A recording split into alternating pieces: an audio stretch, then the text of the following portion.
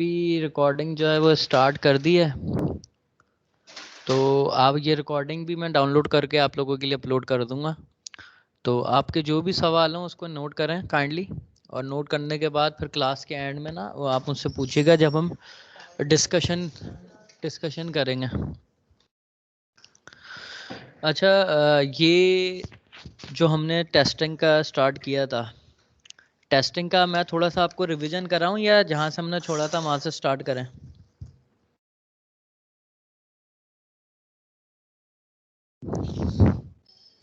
Sir शुरू से कर लें थोड़ा सा। अच्छा, जस्ट हम थोड़ा तेज़ी से जाते हैं। हमने इंस्पेक्शन का पढ़ा था, तो इंस्पेक्शन की हमने दो टाइप्स पढ़ी थी, एक फैब्रिक इंस्पेक्शन थी, एक फिनिश गुड या मेडअप्स की इंस्पेक्शन थी। जो फैब्रिक इंस्पेक्शन थी इसके अंदर हमने दो सिस्टम्स पढ़े थे, एक 4 पॉइंट सिस्टम पढ़ा था और एक 10 पॉइंट सिस्टम पढ़ा था।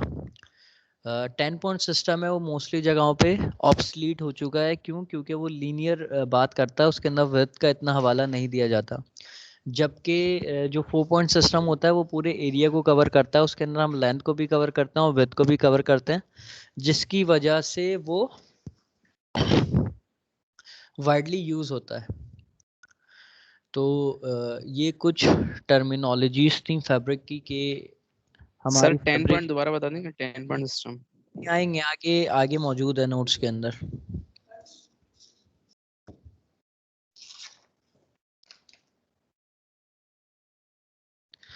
तो ये अगर आप देखें फैब्रिक का रोल है तो आपको पता होगा, ये जो 1 है ये इसकी वार्प डायरेक्शन है, ये जो 2 है ये इसकी वेब डायरेक्शन है, 4 इसकी साइड को कह रहा है, 5 इसके सेंटर को कह रहा है, 6 इसके एंड को कह रहा है, और जो साइड में होते हैं सेल्वेजेस ये उसको कह रहा है। तो ये टर्मिनोलॉजी ऑफ फैब्रिक है कि अगर रोल एक फॉर्म में होता है तो रोल का वार्प वाली साइड कौन सी होती है, वेब वाली साइड की कौन सी होती है, सेल्वेज हम किसको कह रहे होते हैं, एंड हम किसको कह रहे होते हैं। तो ये चीज़ें आपको पता होनी चाहिए ड्यूरिंग जब आप इंस्पेक्शन कर रहे हो, क्योंकि ये सारी चीज़ें बहुत अहम होती है फॉर फैब्रिक इंस्पेक्शन।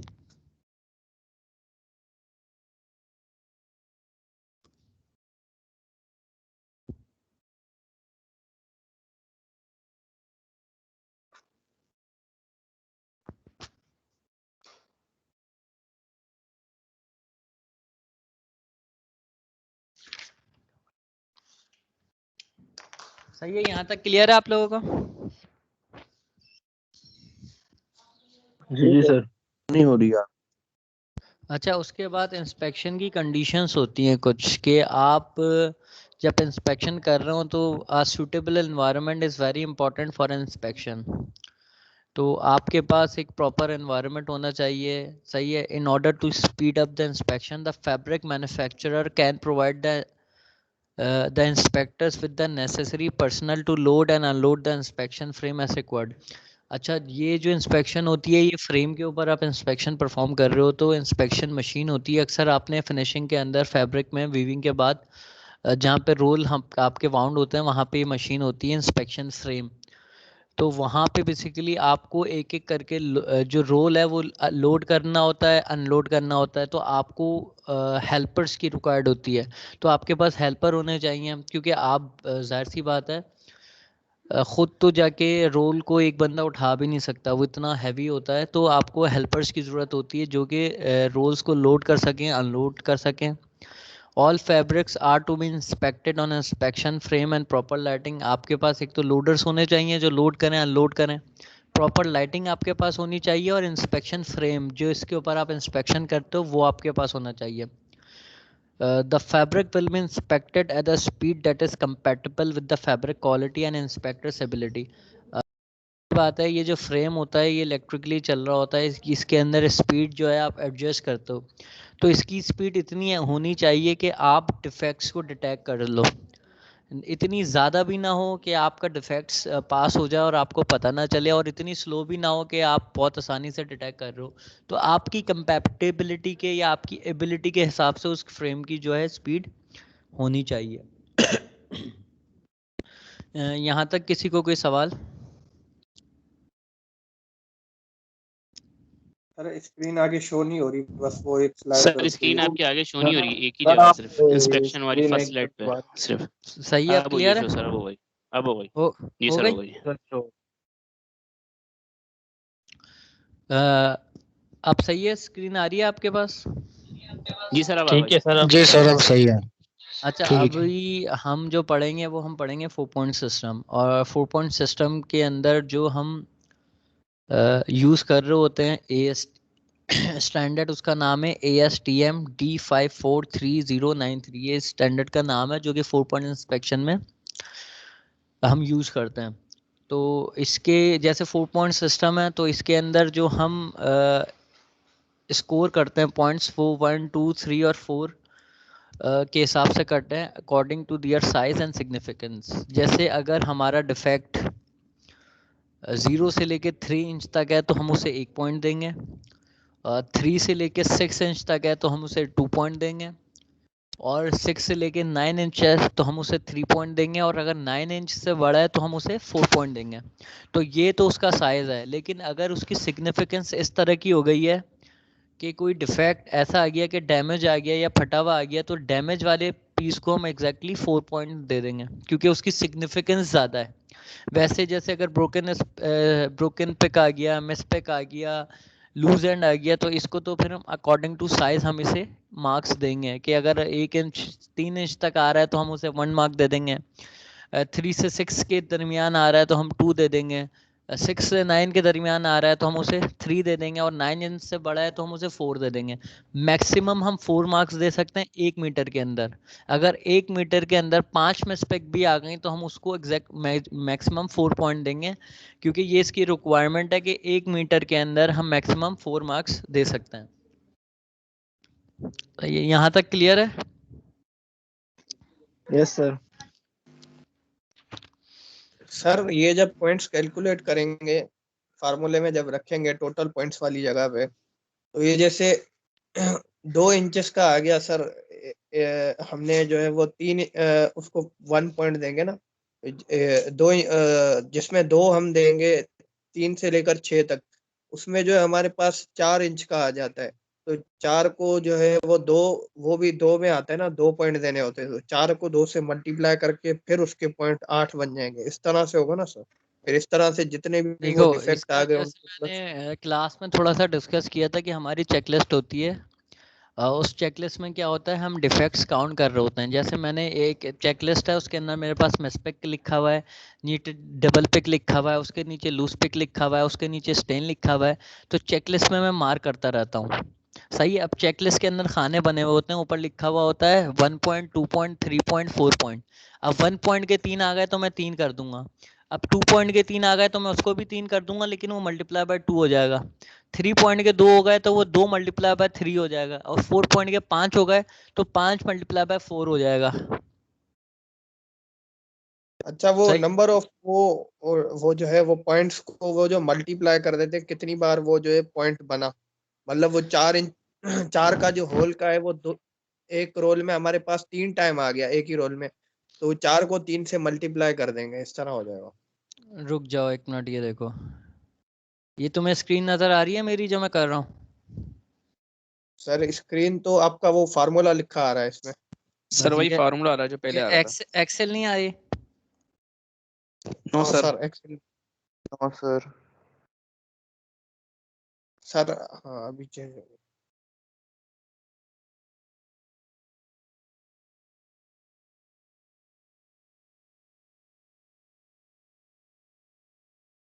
डेस्कटॉप।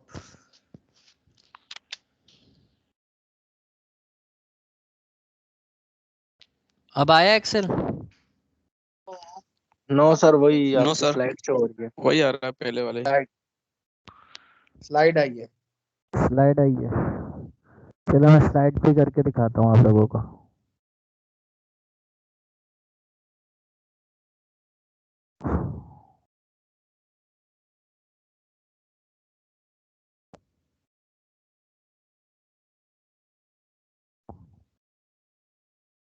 सही है। जैसे यहाँ पे लिखा हुआ है 1 पॉइंट, यहाँ पे लिखा हुआ है 2 पॉइंट, यहाँ पे लिखा हुआ है 3 पॉइंट, यहाँ पे लिखा हुआ है 4, यहाँ पे लिखा हुआ है टोटल। सही है, दिख रहा है आप लोगों को? ये सर। सही है। यहाँ पे लिखा हुआ होगा डिफेक्ट का नाम, जैसे मिस्टेक सही है, यहाँ पे लिखा हुआ है लूज एंड। सही है, मैं बोलूँगा एक मिस्टेक यहाँ पे मैं इस तरीके से इसे मार्किंग करूँगा, 1 आ गई, 2 आ गई, 3 आ गई, 4 आ गई। सही है, यहाँ पे 4 वाली मिस्टेक 1 2 3 4 आ गई, ये 3, ये जो 2 वाली आ गई ये 2 आ गई। तो ये कितने हो गए, 1 2 3 4, और ये कितने हो गए, 6 हो गए, 2 ये हो गए 2। तो लेकिन ये पॉइंट कितना है, 2 वाला है, तो ये 8 हो जाएंगे। जी सर, वो ऐड हो जाएंगे। सही है, तो ये हो जाएगा, देखो ये वाले तो हो गए, अगर मैं इनका टोटल करूं फॉर एग्जांपल ये हो गए 4। सही है, अगर मैं इसका टोटल करूं तो ये कितने हो गए, 4। 8 4 4 सिर्फ इसका टोटल कर रहा हूं मैं, हाँ, ये 4 हो जाएगा। है ठीक है सर, जी जी सर जी, ये, और ये कितने 1 2 3 4, तो ये कितने हो जाएंगे, ये 16 हो जाएंगे। 16 हो जाएंगे।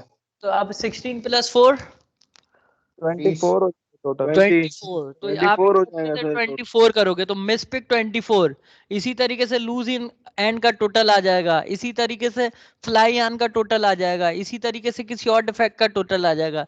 तो जब आप इन सबको ऐड करोगे तो उस पर्टिकुलर रोल का टोटल आ जाएगा। बिल्कुल। सही है, फिर जी इस सर। पॉइंट्स को फिर आप उस फॉर्मूले के अंदर डालोगे, पुट करोगे, जो कि ये फॉर्मूला यहाँ पे आपका मेंशन है, जी सर।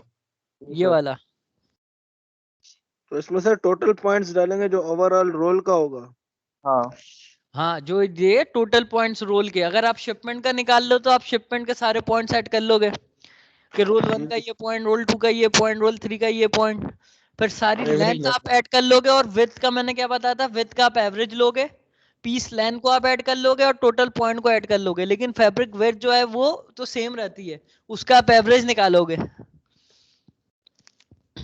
सही है, क्लियर है? जी सर। अब किसी जी को सर, मतलब ओके। अब क्लियर हो गया आप लोगों को? Yes sir. सर वो जो निकालेंगे शिपमेंट का, उसमें विड्थ जो है वो एक ही रख लेंगे ना, एवरेज कैसे, मतलब 50 60, तो हर एक की 56 का एवरेज ले लेंगे। देखो 10 एक रोल किसी की आ रही होगी 56, किसी की आ रही होगी 56.5, किसी की आ रही होगी 56.25, किसी की आ रही होगी 55.75, किसी की आ रही होगी 55.5, किसी की आ रही होगी 56.5। तो सबको ऐड करोगे, जितने टोटल रोल हैं उससे डिवाइड करके उसका एवरेज निकाल लोगे। पीस लेंथ के लिए क्या करेंगे सर, लेंथ कांस्टेंट ही रहेगी सबकी। पीस लेंथ कांस्टेंट क्यों रहेगी, एक रोल 200 मीटर का है, एक रोल 300 मीटर का है, एक रोल 400 मीटर का है। तो वो अगर वो उसके हिसाब एक सिंगल रोल की निकाल लो तो एक रोल की लेंथ डलेगी, अगर पूरी शिपमेंट का निकाल लो तो पूरी शिपमेंट की लेंथ तुम ऐड कर लोगे कि 200 + 140 + 130 + 140 + 170, जो भी उसकी लेंथ होगी। तो सर वो लेंथ का तो एवरेज नहीं निकलेगा ना, लेंथ तो नहीं, खाली हम ऐड करेंगे। लेंथ का क्यों, क्योंकि देखो लेंथ तुम चेक कर रहे हो, तुम 2000 जी मीटर सर। चेक कर रहे हो, तुम 2500 मीटर चेक कर रहे हो, तो उसका एवरेज तुम कैसे निकाल सकते हो? हर जी जब सर। तुम पीस लेंथ ऐड कर रहे हो तो तुम पॉइंट भी ऐड करोगे, जी अगर सर। तुम शिपमेंट का निकाल लो, लेकिन विड्थ तो ऐड नहीं होगी ना, विड्थ तो उसकी यस वही सर। रहेगी, इस वजह से तुम एवरेज निकालोगे। सर सही है, क्लियर है? आपने कहा जी जी। इसमें इस फॉर्मूले से हम डायरेक्ट शिपमेंट का भी निकाल सकते हैं, ताकि अगर हम रोल ना निकालें रोल वाइज, तो वो आप वेट का कुछ बता रहे थे, इसका एवरेज लेंगे। हाँ, विड्थ का हम एवरेज लेंगे। देखो हमें रोल का भी निकालना होता है, हमें शिपमेंट का भी निकालना होता है, क्योंकि बाज़ औक़ात कस्टमर की तरफ से रिक्वायरमेंट होती है कि मुझे रोल पॉइंट ये चाहिए और शिपमेंट पॉइंट ये चाहिए, कि रोल पॉइंट नॉर्मली ज़्यादा रखते हैं कि अगर एक आध रोल के पॉइंट ज़्यादा हो गए तो एवरेज के अंदर वो कम आके हमारी शिपमेंट पास हो जाए। जी सर। लेकिन ये भी कस्टमर की रिक्वायरमेंट नहीं है, होती है, ज़रूरी नहीं है जो मैं कह रहा हूँ वैसा ही हो। तो ये कस्टमर टू कस्टमर या company policy to policy it will be change, या चेंज हो सकता है, कंपनी टू कंपनी वेरिएशन आ सकती है। सही है, क्लियर है? जी सर। अच्छा, अब हम जी इस सर। स्लाइड के ऊपर आते हैं। स्लाइड पे लिखा हुआ है how to conclude the inspection result. अब पीस से मुराद ये एक उसकी बात कर रहे हैं, रोल की। A piece is graded pass if the total plenty points do not exceed excess points per 100 square yard। अच्छा, ये एक्सेस पॉइंट्स वो हैं जो कि कस्टमर की रिक्वायरमेंट है कि इससे ज्यादा ना हो, हैं। तो इस जो ये सिस्टम है या जो ये स्टैंडर्ड है, इसके अंदर कोई लिमिट या रिक्वायरमेंट मौजूद नहीं है। लिमिट या रिक्वायरमेंट या तो कंपनी की पॉलिसी होगी या कस्टमर की रिक्वायरमेंट होगी। तो आपके जो पॉइंट्स आ रहे हैं इस फॉर्मूले में डालने के बाद, अगर वो उन पॉइंट से एक्सीड नहीं करे तो आपका रूल पास है। क्लियर है? जी सर। Yes sir. सही है। अगर उन पॉइंट से एक्सीड कर गए तो आपका रूल फेल है। Yes sir. सही है। अब थर्ड वाले पॉइंट में जो बात हो रही है वो बात हो रही है पूरी लॉट की। The entire lot shall be rejected if the average plenty point exceeds the excess points per square meter.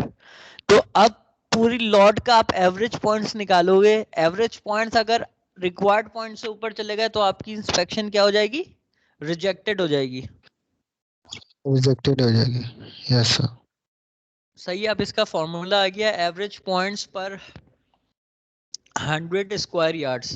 तो टोटल पॉइंट्स आ गए multiply by 36 multiply by 100 piece length multiply by fabric width. अच्छा, इस फॉर्मूले में मैंने आपको क्या बताया था कि ये फॉर्मूला जब हम यूज करेंगे, जब हमारे पास जो विड्थ होगी वो किस में होगी? वो सर यार्ड्स में। दी होगी ना, उसके ऊपर यार्ड्स दे में देंगे दी हुई 30। होगी। और जो फैब्रिक वो विड्थ होगी वो किस में होगी? इंचेस में। वो इंच होगी, वो यस और सर। इन सेंटीमीटर चीजों सही है। में तो मीटर पे अगर आप ये यस सर। 36 वाला फॉर्मूला यूज कर रहे हो, 100 36 वाले फॉर्मूले से मुराद है आप यार्ड और इंचेस वाले यूनिट्स लोगे। क्यों? क्योंकि ये देखें यहाँ पे कन्वर्जन हुई हुई है। आप एक जगह यार्ड में ले रहे हो, एक जगह इंचेस में ले रहे हो। तो इस इंचेस को आप यार्ड में कन्वर्ट करने के लिए 36 से मल्टीप्लाई करोगे, तो वो 36 का कन्वर्जन फैक्टर ये आ गया। जी सर। सही है? क्लियर है? अच्छा, जब सर वेट तो आप वो 36 जी के लिए सर 100 क्लियर है। इंटू 100 आएगा। जी, आप वो दोबारा मीटर्स बोलो। के लिए होगा। दोबारा बोलो, समझा नहीं मैं।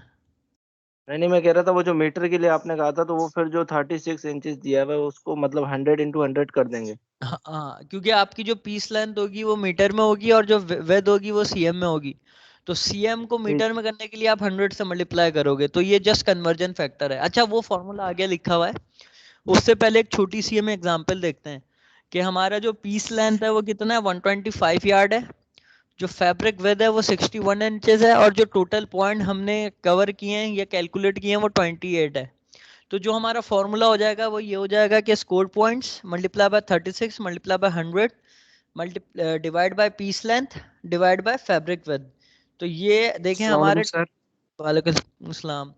ये हमारे आ गए 28 पॉइंट्स। ये 36 फार्मूले वाला, ये 100 फार्मूले वाला डिवाइड बाय 125 हमारा विद आ गई, सॉरी लेंथ आ गई, और 61 हमारी विद आ गई। तो ये हमारे 13.2 पॉइंट्स पर 100 स्क्वायर यार्ड आ गए। अब ये 13.2 एक्सेप्टेबल है या नहीं है, ये हमें बताएगा कस्टमर या कंपनी की रिक्वायरमेंट। जी सर। सही है? क्लियर है? Yes sir.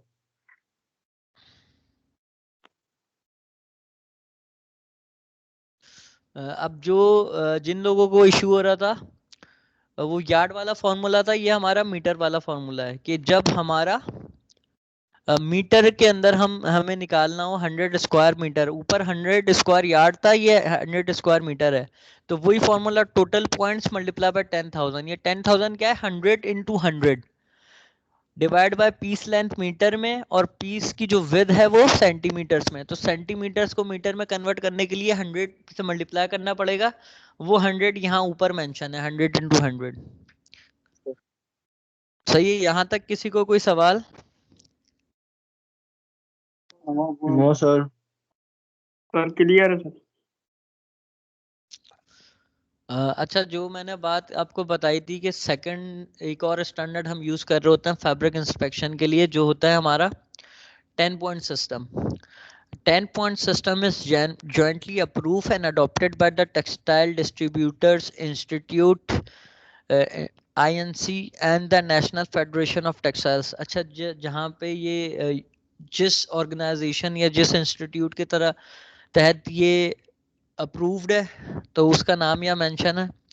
अच्छा, जैसे 4 पॉइंट सिस्टम में हम 1 2 3 4 पॉइंट्स अलॉट कर रहे होते हैं, यहाँ पे हम पॉइंट कैसे अलॉट करते हैं? 1 3 5 and 10 according to the size and significance.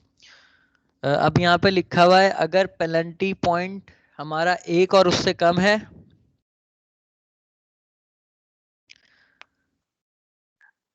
एक इंच से कम है तो हम उसे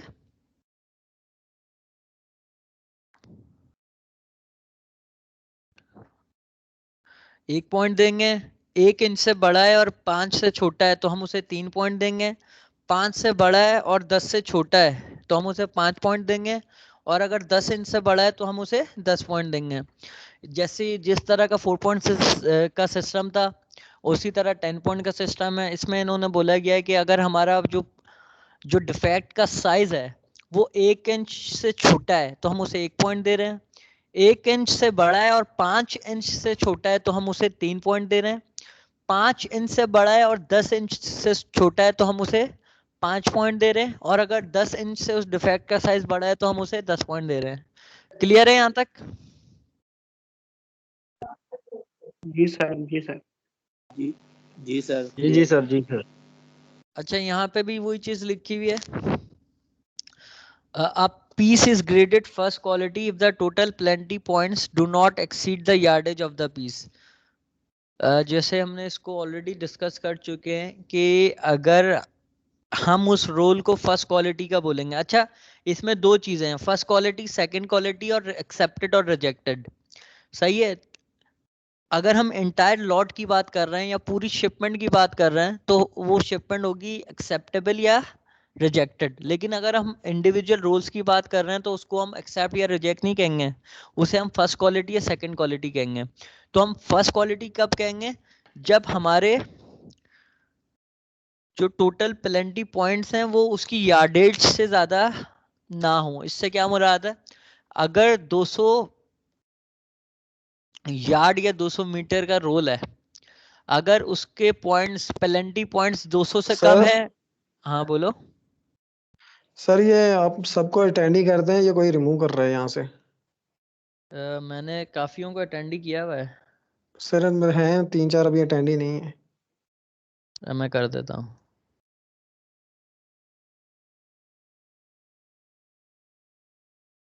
सर मसब को ऐड करें, सर मसब मैसेज कर रहा है कि मसब को ऐड करें।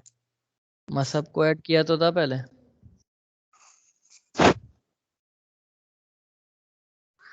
सर मैं मसब और मुशतबा के मोबाइल पे ले लेते हैं। हाँ, कोई इशू नहीं है। सही है, ये दिख रही है स्क्रीन?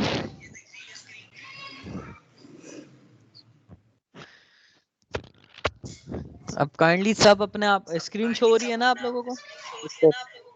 जी जी जी सर हो रही है। हाँ तो अभी का हम स्टार्ट करते हैं दोबारा। तो जैसे मैंने आपको बोला कि अगर हम रोल की बात करेंगे इंडिविजुअल तो हम वहाँ बोलेंगे फर्स्ट क्वालिटी या सेकंड क्वालिटी। और अगर हम लॉट की बात करेंगे तो वो सर ये कनेक्ट नहीं हो रहा सर, ये मेरी मेल नुमा इसमें ही ले रहा हूँ सर, मैं नुमान। इट्स ओके बेटा, खामोशी से लो, कोई इशू नहीं है। ठीक है।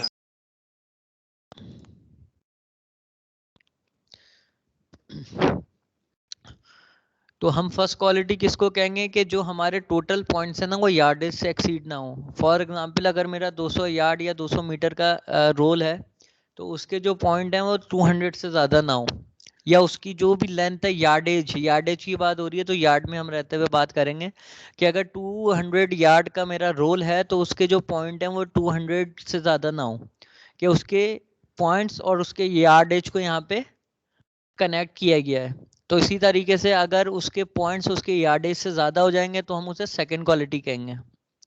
सही है। और जो एंटायर लॉट वाली बात है उसमें वही वाला कि एज पर कस्टमर रिक्वायरमेंट से ज़्यादा वो पॉइंट्स नहीं होने चाहिए। कि फॉर एग्जांपल आपके पास पॉइंट्स आ गए, आपने उन पॉइंट्स को फॉर्मूले में डाला, आपकी एक वैल्यू आ गई। अब आपकी जो वैल्यू आई वो कस्टमर की गिवन वैल्यू से ज़्यादा नहीं होनी चाहिए। अगर वो कस्टमर की गिवन वैल्यू या कस्टमर की गिवन रिक्वायरमेंट से ज़्यादा है तो आप उसे बोलोगे कि वो सेकेंड क्वालिटी है। लेकिन अगर वो विद इन द रेंज या विद इन द लिमिट है तो आप उसे बोलोगे कि it the lot is accepted। सही है, क्लियर है यहाँ तक? आगे चलें।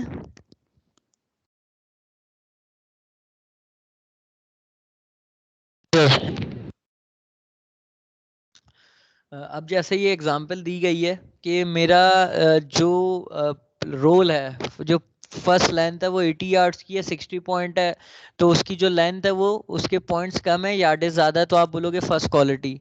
इसी तरह सेकंड रोल है कि उसकी लेंथ जो है 70 यार्ड्स है, पॉइंट 50 है, तो फर्स्ट क्वालिटी। सही है। उसके बाद रोल जो आपका थर्ड है, पीस लेंथ 90 है, स्कोर 95 है, तो यहाँ पे देखें आपके पॉइंट्स ज़्यादा हो गए यहाँ, लेकिन फर्स्ट ये गलत लिखा हुआ है, थर्ड वाला भी आपका सेकंड क्वालिटी होगा। सही है, क्लियर है। और जो पीस लेंथ 40 यस है, सर। यहाँ पे स्कोर पॉइंट 100 है, तो ये आपका सेकंड क्वालिटी। तो शुरू के दो फर्स्ट क्वालिटी, आखिर के दो सेकंड क्वालिटी।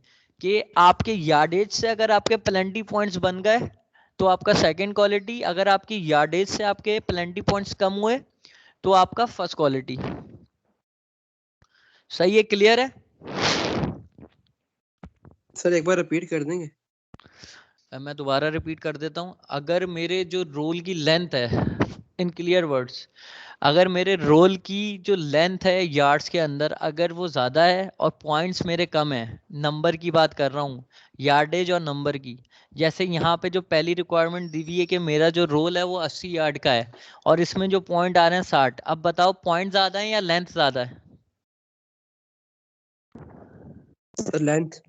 हाँ, तो अगर मेरी लेंथ ज़्यादा हुई तो मेरा फर्स्ट क्वालिटी। अब आखिरी वाला देखो, आखिरी वाले में 90 लेंथ है और पॉइंट ज़्यादा है, ऐसा ही है। जी सर, जी जी। तो अगर आपके पॉइंट ज़्यादा हो गए तो आप कहोगे सेकंड क्वालिटी है। अच्छा, अब ओके ये सर। तो हम पर इंडिविजुअल रोल्स का करेंगे, अब हमें करना है इंटायर शिपमेंट का। तो इंटायर शिपमेंट का क्या है? Total plenty points multiply by 100 divide by total yards.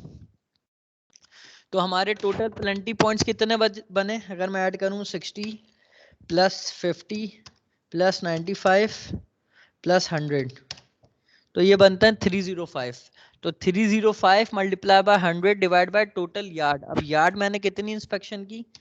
80 plus 70 plus 90 plus 90, तो 330। तो मैंने ये क्या किया, 305 मल्टीप्लाई बाय 100 डिवाइड बाय 330। 305 मेरे पॉइंट्स हो गए, 330 मेरे यार्ड्स हो गए टोटल। तो यहाँ पे आंसर आ गया 92.4 पर 100 लीनियर यार्ड्स।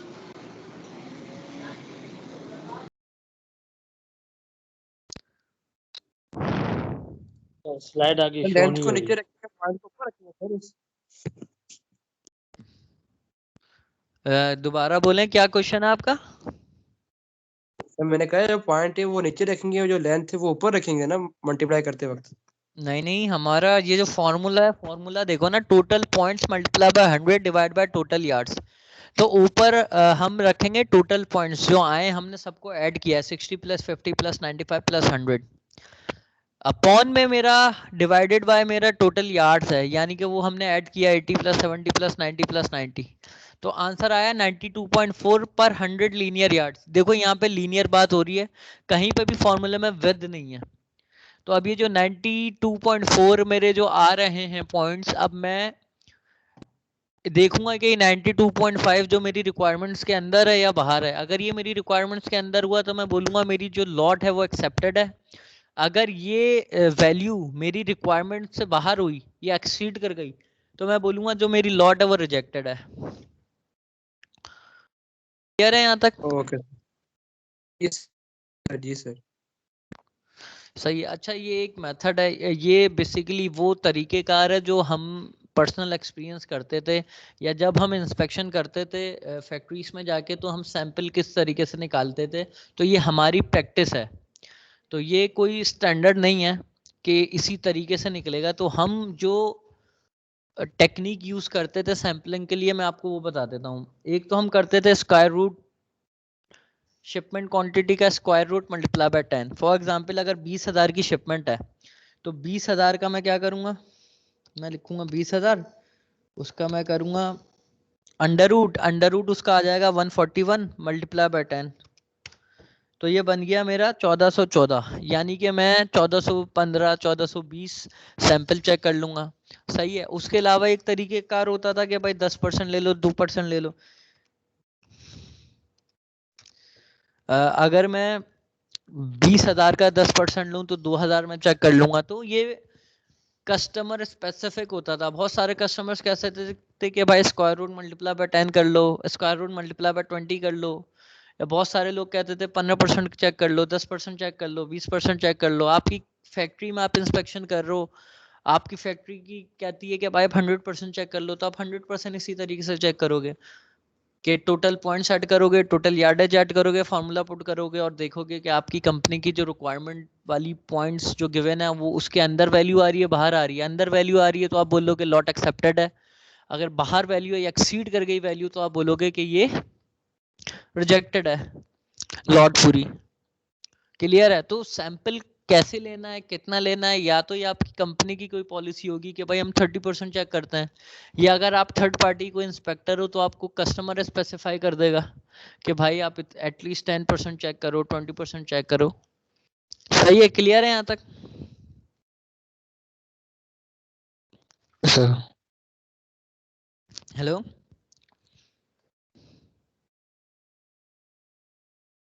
जी सर, जी सर।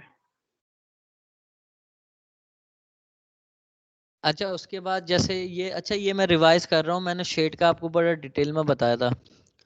तो एक तो हम शेड चेक कर रहे होते हैं जो हमारे पास कस्टमर का स्पेसिफाइड एक जो सैंपल होता है ना, एक तो हम सैंपल से मैच कर रहे होते हैं, और दूसरी चीज रोल, एक जब आप रोल चेक कर रहे होते हो ना, तो रोल के अंदर किस किस तरीके से वेरिएशन आ सकती है।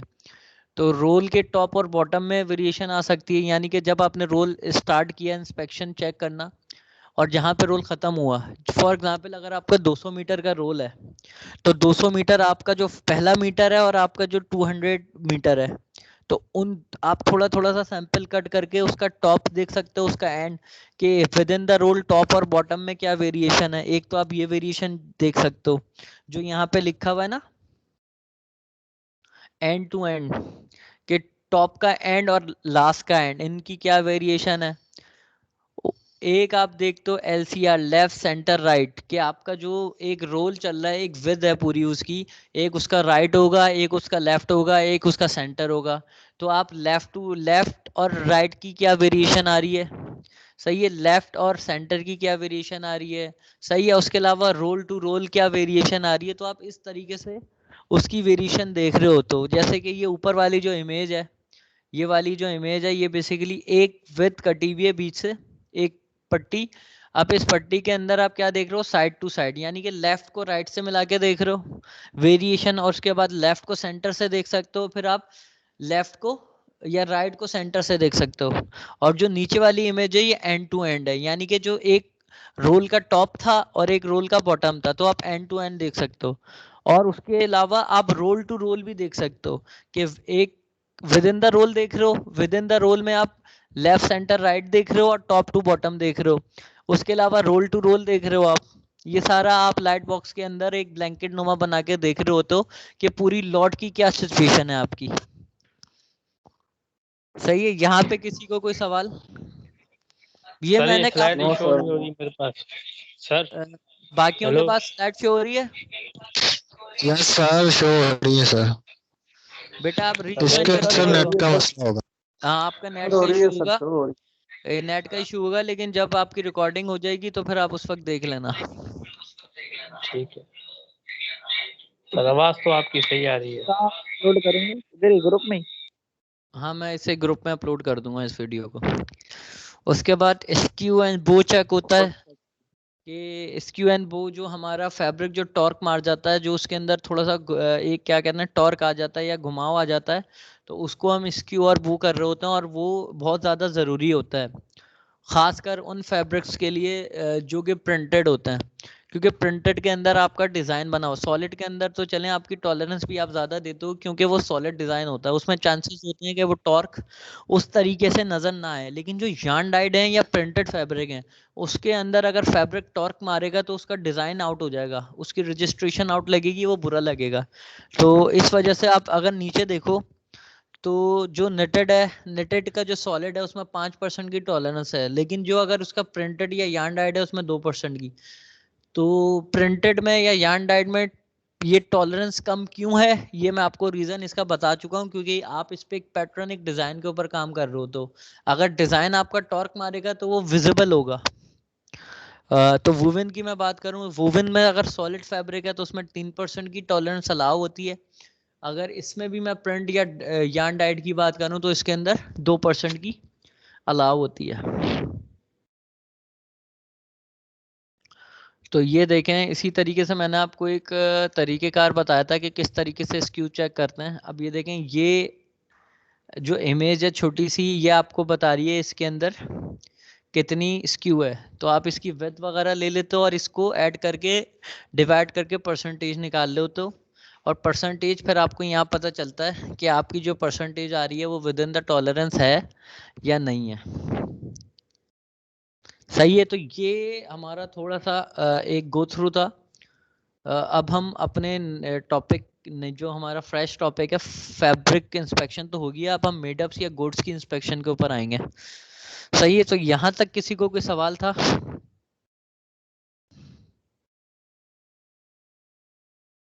No sir. No sir. अच्छा, ये फिनिश गुड्स इंस्पेक्शन के ऊपर आ रहा हूँ। फिनिश गुड्स में बेसिकली जो मेरी पीसेस में इंस्पेक्शन कर रहा होता हूँ, गारमेंट्स की जो इंस्पेक्शन कर रहा होता हूँ, उसे मैं फिनिश गुड इंस्पेक्शंस कहता हूँ। अच्छा, ये बेसिकली इसका थोड़ा सा इंट्रोडक्शन है कि ये वर्ल्ड वॉर 2 के अंदर इसका जो डेवलपमेंट हुई थी कि military had to determine with batches of ammunition to accept. They couldn't test every bullet to determine if it will do its job. Basically world war 2 के अंदर जो आर्मी थी उसने पहले क्या होती थी, पहले ज़माने में 100% इंस्पेक्शन होती थी। तो जब वर्ल्ड वॉर 2 के अंदर आए तो आर्मी ने चेक करनी थी उनकी बुलेट्स। तो अगर वो 100% इंस्पेक्शन कर देंगे तो उनकी बुलेट्स ज़ाया हो जाती। तो उन्होंने क्या किया, फिर उन्होंने सैम्पलिंग प्लान के ऊपर आया, क्योंकि बहुत सारी इंस्पेक्शंस होती हैं डिस्ट्रक्टिव। डिस्ट्रक्टिव से क्या मुराद है कि आपने एक दफ़ा प्रोडक्ट यूज़ किया, उसके बाद वो प्रोडक्ट ज़ाया हो गया। जैसे बुलेट्स, कि आपने एक दफ़ा बुलेट फायर कर दी, फिर आप उसको रीयूज़ नहीं कर सकते। तो इस तरह की जो इंस्पेक्शंस होती हैं वो डिस्ट्रक्टिव इंस्पेक्शंस कहलाती हैं। तो इसी वजह से ये यहाँ पे इसकी जो ओरिजिन है सैम्पलिंग प्लान का वो रखा गया। They had to be confident that the bullets are getting will not fail. अच्छा, एक तो वो सारी चला भी नहीं सकते और दूसरी उनको अच्छी बुलेट्स भी चाहिए।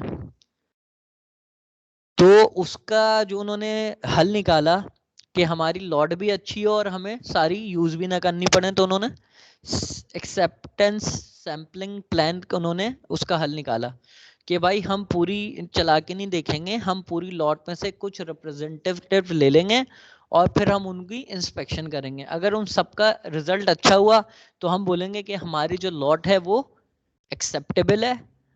अगर उनका रिजल्ट अच्छा नहीं हुआ तो हम बोलेंगे हमारी जो लॉट है वो रिजेक्टेड है। लेकिन जब भी हम इससे इंस्पेक्शन कर रहे होते हैं तो हमेशा हमारे 2 एरर्स इससे एसोसिएटेड होते हैं। तो पहला एरर क्या होता है कि हमारे पास चांसेस होते हैं कि हम एक अच्छी लॉट को रिजेक्ट करते हैं। क्यों? क्योंकि हम 100% इंस्पेक्शन नहीं कर रहे, हम एक रिप्रेजेंटेटिव चूज करके उसकी इंस्पेक्शन कर रहे हैं, एक सैम्पलिंग लेके हम उसकी इंस्पेक्शन कर रहे हैं। तो हमने जो सैंपल लिया, बदकिस्मती से बहुत अच्छी लॉट थी, हमारे पास वो सैंपल ऐसा आया जिसमें डिफेक्ट मौजूद था। सिर्फ वही डिफेक्ट हो सकता है पूरी लॉट में हो, लेकिन हमें सैंपलिंग के अंदर मिल गया, हमने इंस्पेक्शन की, हमें डिफेक्ट मिला, हमने बोला रिजेक्टेड, तो पूरी लॉट हमने उस सैंपल के ब्याह पर रिजेक्ट कर दी। तो there are chances of rejecting good lot और there are chances of accepting bad lot. कि एक बहुत गंदी लॉट थी, आपने उसका सैंपल लिया, आपको अच्छा सैंपल मिल गया, तो आपने उस सैंपल के बिहाफ पे पूरी लॉट का डिसीजन दे दिया एक्सेप्टेड। तो these 2 errors are always associated with equal inspection, कि आप अच्छी लॉट को रिजेक्ट कर सकते हो और बुरी लॉट को एक्सेप्ट कर सकते हो। सही है? क्लियर है यहां तक?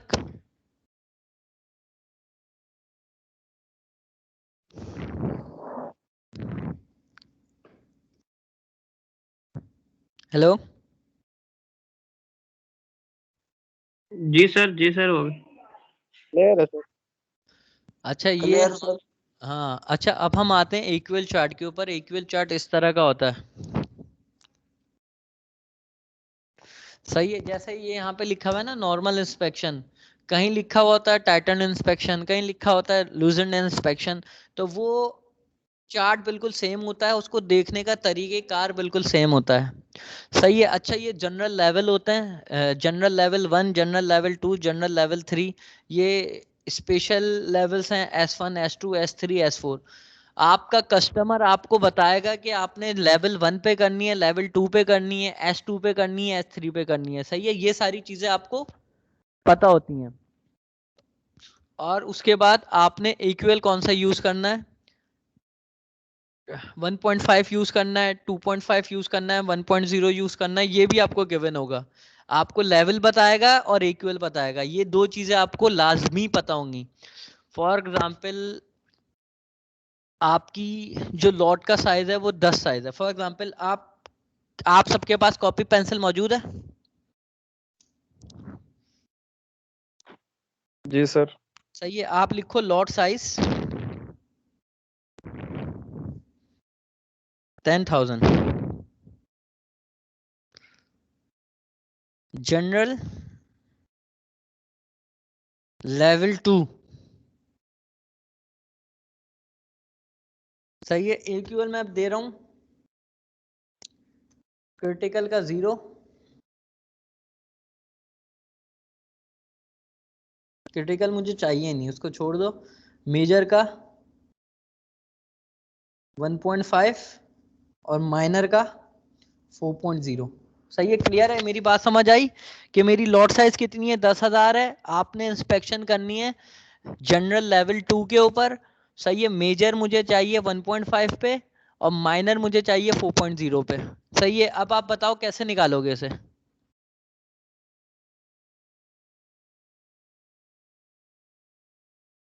कोई बताएगा? Yes sir. बताओ कैसे निकालोगे आप? आपका सैंपल साइज कितना होगा?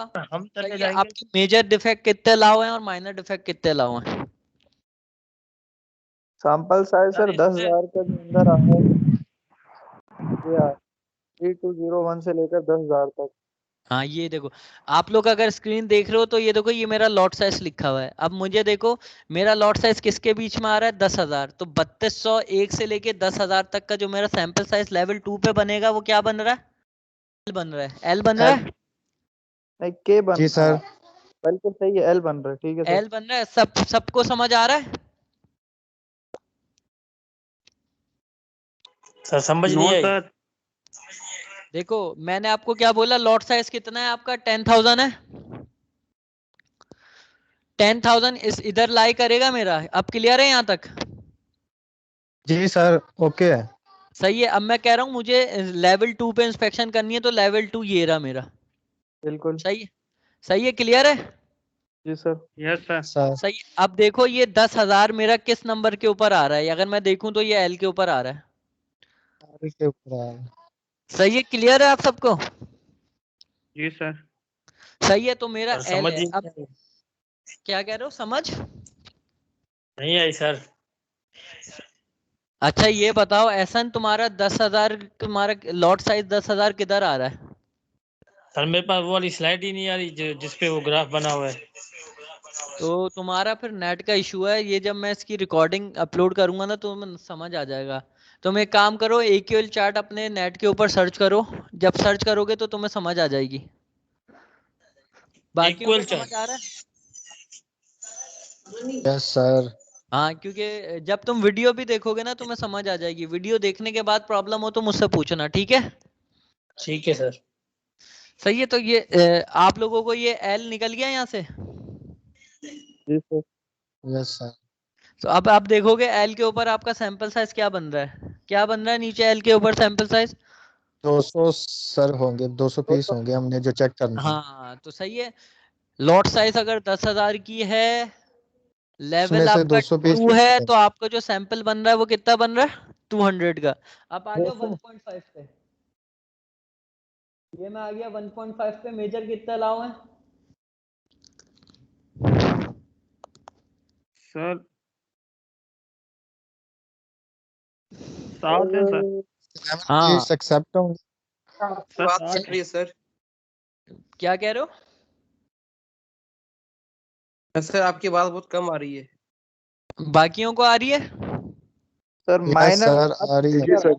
हाँ बेटा, अपने नेट के कनेक्शन चेक करो। सही है। मेजर जो डिफेक्ट है वो 7 अलाउ होंगे, 8 पे फेल हो जाएगी। यहाँ तक क्लियर है आप लोगों को? Yes sir. सही है। अगर मैं 4.0 पे आऊं तो माइनर कितने चाहिए मुझे?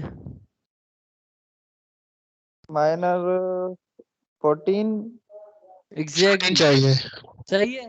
तो मेजर डिफेक्ट मुझे यस चाहिए सर। 7। अगर मेजर 8 डिफेक्ट आ गए तो मेरी फेल हो जाएगी, और माइनर 15 आ गए तो भी मेरी फेल हो जाएगी। इन दोनों में से कोई एक भी एक्सीड किया तो मेरी इंस्पेक्शन फेल हो जाएगी। सही है। फेल हो क्रिटिकल जाएगी।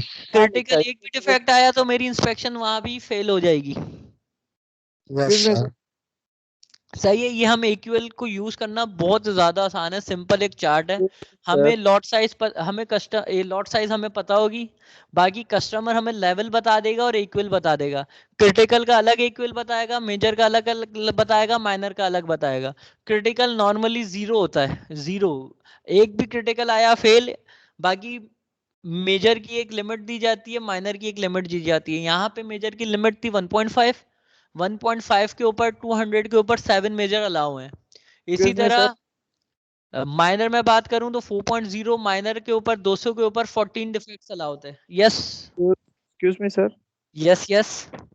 सर ये मेजर माइनर कहाँ है लिखा हुआ है? ये कहाँ शो ऑफ कर रहा है? ना मेजर माइनर दिखा तो ये नहीं कहीं रहा नहीं है। लिखा हुआ, ये कहीं नहीं लिखा हुआ, ये मैं कस्टमर का बता रहा हूँ।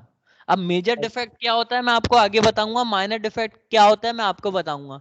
नहीं, वो वो इधर चार्ट पे कहाँ इंस्पेक्ट लिखा हुआ है? चार्ट पे यहाँ तो पे सिर्फ कहीं नहीं लिखा हुआ, यहाँ पे कहीं नहीं लिखा हुआ। तुम्हें कस्टमर ने बोला है कि माइनर के लिए 4.0 यूज करो। एज अ अच्छा। इंस्पेक्टर तुम्हें पता होगा कि मेजर डिफेक्ट कौन सा है, माइनर डिफेक्ट कौन सा है। मेजर की गिनती अलग होगी, माइनर की गिनती अलग होगी। सही मेजर को सही तुम तो एंड में टोटल करोगे वो 5 आए, 6 आए। माइनर को तुम अलग काउंटिंग करोगे वो 10 आए, 11 आए। मतलब वो बताएगा कि 1.5 वाला मेजर है और नहीं 2.5 नहीं नहीं नहीं नहीं, 1.5 तुम्हें जस्ट ये बता रहा है कि 20 पे कितने डिफेक्ट्स अलाउ हैं। 4.0 सिर्फ तुम्हें ये बता रहा है कि 200 सैंपल पे कितने रिकॉर्ड हैं। कस्टमर 1.0, 1.5, 2.5 भी बोल सकता है।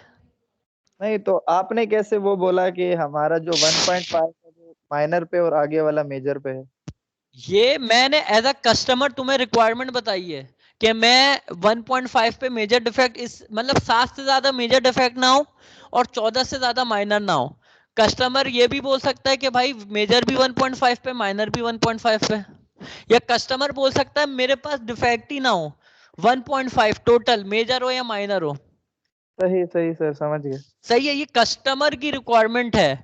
वो बास औकात वो मेजर और माइनर को अलग ना करे, वो बोले डिफेक्ट ही ना हो 2.5 पे इंस्पेक्शन करो या 4.0 पे इंस्पेक्शन करो। ठीक है सर, गॉट इट। सही है। वो तो कस्टमर आपको कह रहा है कि भाई माइनर डिफेक्ट 4.0 के ऊपर कर लो। हो सकता है वो कहे कि भाई मेजर 1.5 पे करो, माइनर 2.5 पे करो, या माइनर 6.5 पे करो, मेजर 2.5 पे करो, या बस मुझे इंस्पेक्शन कर दो 4.0 पे, सैंपल साइज ये है, लेवल ये है। Okay sir, got it. सही है। बाकियों को क्लियर है? ये कस्टमर की रिक्वायरमेंट है। ये अब सर क्लियर हो जरूरी नहीं गया। है, इसमें कहीं मेंशन नहीं है मेजर का ये माइनर का है। ये इंस्पेक्शन के डिफेक्ट्स हैं। 1.5 की एक लिमिट दी हुई है, 2.5 की एक लिमिट दी हुई है, 4.0 की एक लिमिट दी हुई है, 6.5 की एक लिमिट दी हुई है। अब एज अ कंपनी की पॉलिसी है कि भाई हम माइनर 4.0 पे लेंगे, मेजर 1.5 पे लेंगे, या मेजर 2.5 पे लेंगे, माइनर 4.0 पे लेंगे, या हम इंस्पेक्शन 4.5 पे करेंगे, हमारा मेजर माइनर नहीं, हम सिर्फ डिफेक्ट काउंट करेंगे। ये कंपनी या कस्टमर की रिक्वायरमेंट हो सकती है। ये चार्ट के अंदर कहीं मेजर माइनर नहीं दिया हुआ, इसमें सिर्फ डिफेक्ट दिए हुए कि अगर इस AQL पे इंस्पेक्शन करेंगे तो कब एक्सेप्ट हो रही है, कब रिजेक्ट हो रही है। अगर हम 2.5 पे कर रहे हैं तो कब एक्सेप्ट हो रही है, कब रिजेक्ट हो रही है। जब हम 4.0 पे कर रहे हैं तो कब एक्सेप्ट हो रही है और कब रिजेक्ट हो रही है। क्लियर है? जी सर।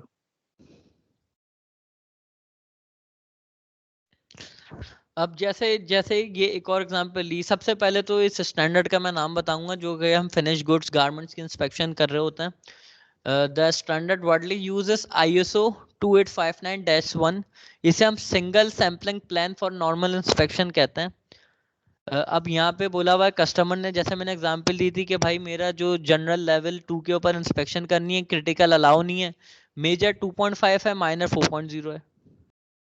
सही है। अब मैंने पहले 1.5 4.0 लिया था, अब यहाँ पे कस्टमर की, दूसरा कस्टमर है, उसकी रिक्वायरमेंट 2.5 4.0 आ गई। सही है कि अगर लेवल 2 की मैं बात कर रहा हूँ, ये लेवल 2 का सिर्फ एक आप कह लो कि एक निचोड़ निकला हुआ है। सही है कि अगर मेरा सैंपल साइज ये है तो लेवल 2 पे क्या सैंपल साइज बनेगा? सही है, 3200 से लेके 10,000 मेरा एल आ रहा था, एल के ऊपर 200 था, तो ये सिर्फ लेवल 2 का ही लिखा हुआ है। तो देखो यहाँ पे क्या लिखा हुआ है, 2 लिखा हुआ है।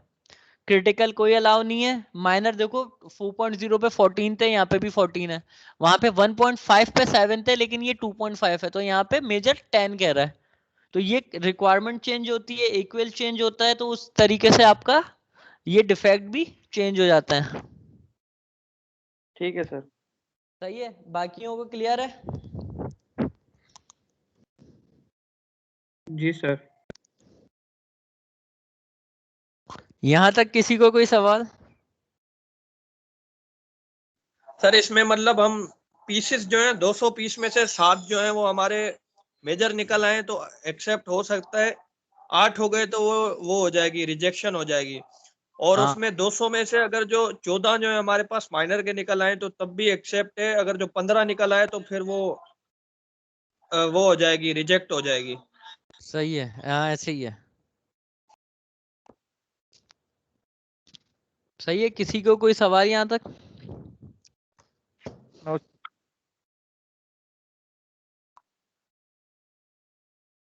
अच्छा, जैसे हम इंस्पेक्शंस करते थे तो ये हमारा क्राइटेरिया था इंस्पेक्शन का कि हम कार्टन, जाहिर सी बात है जब हम फाइनल गुड्स की इंस्पेक्शन कर रहे हैं तो नॉर्मली हमें जो मिलती थी वो कार्टन्स के अंदर मिलती थी।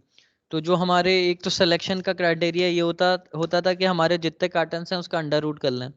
फॉर एग्जांपल 100 कार्टन है तो 100 का अंडर रूट करेंगे 10 कार्टन, 10 कार्टन सेलेक्ट करके हम अपना सैंपल साइज पूरा कर लेते थे। या अगर कार्टन के अंदर पीस कम है और अंडर रूट करके हमारी क्वांटिटी, मेरी बातों को गौर से सुनिएगा, अगर हमारी क्वांटिटी पूरी नहीं हो रही तो फिर मैं उसे मल्टीप्लाई बाय 1.5 कर लेता था। सही है, ये मेरी बात समझ आई आप लोगों को?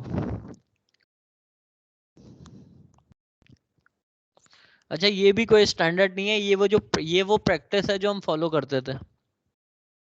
मतलब सर क्वांटिटी किस हिसाब से पूरी नहीं हो रही? आपने जब रूट ले लिया 10 कॉटन निकल आए हैं तो फिर सही उसके है, 10 अंदर कार्टन। हाँ, अब 10 कार्टन, अब अगर मेरी जैसे फॉर एग्जांपल अगर मैं गारमेंट्स की इंस्पेक्शन कर रहा हूँ, एक कार्टन के अंदर 15-15 पीस हैं, तो 15 मल्टीप्लाई बाय 10 तो मेरा 150 बन जाएगा। तो मुझे फिर मजीद कार्टन्स लेने पड़ेंगे अगर मैंने 200 का सैंपल साइज पूरा करना है। क्लियर है? जी सर अब clear। लेकिन नॉर्मली ऐसा हो जाता था, अगर नहीं होता था तो फिर हम मजीद कार्टन्स पुल करते थे। ठीक सर। सही है। अच्छा, अब बहुत सारे ऐसे भी प्रोडक्ट होते हैं जो कि एक कार्टन में एक प्रोडक्ट होता है। जैसे हम जब इंस्पेक्शन करते थे बेड इन अ बैग की, नाम सुना है bed in a bag? Sir वो पूरा एक कंफर्टर सेट होता है जिसके अंदर आपकी डुए शीट भी होती है, आपके पिलो कवर भी होता है, आपका कंफर्टर भी होता है। तो वो एक कार्टन में एक पीस जाता है, तो अगर उसकी 50 पीस की सैंपल साइज है तो मैं उसके पूरे 50 कार्टन पुल करवाऊंगा, क्योंकि मैंने अपना सैंपल साइज पूरा करना है। बेसिकली इसका मेन मकसद है कि आपका सैंपल साइज पूरा करो। अब बाज औकात ऐसा होता है कि आपका एक कार्टन के अंदर 200 पीस है, तो आप क्या करोगे, एक कार्टन को खोल के 200 पीस चेक कर लोगे? तो हमें पूरी लॉट का रिप्रेजेंटेटिव चाहिए होता था, तो हम अंडर रूट करके 5 रोल ले लेते हैं या 6 कार्टन ले लेते हैं, तो हर कार्टन से 10-10 12-12 पीस निकलवाते हैं ताकि हमारी इवन डिस्ट्रीब्यूशन हो सैंपल की। सही है, डिफरेंट डिफरेंट जगहों से हम वो कार्टन पुल करके लेते हैं। ऐसा नहीं है कि अगर एक कार्टन के अंदर 200 पीस हैं तो मैं एक कार्टन खुलवा के 200 के 200 पीस चेक करके अपने इंस्पेक्शन का रिजल्ट दे दूं। तो मुझे पूरी लॉट से रिप्रेजेंटेशन चाहिए होती है। तो इस वजह से मैं ये अंडर रूट करता हूं ताकि मैं हर जगह से एक एक कार्टन पिक करूं और वहां से 5-5 6-6 पीस निकलवा के अपना सैंपल साइज पूरा करूं। तो ये रीजन है ये अंडर रूट का, ये अंडर रूट 1.5 का। चेक तो मैंने अपना सैंपल साइज पूरा करना है, लेकिन कोशिश होनी चाहिए कि पूरी लॉट का रिप्रेजेंटेटिव हो, हर जगह से मैं थोड़ा थोड़ा सैंपल पिक करूं। सही है, क्लियर है यहाँ तक? किसी को कोई सवाल? Okay sir.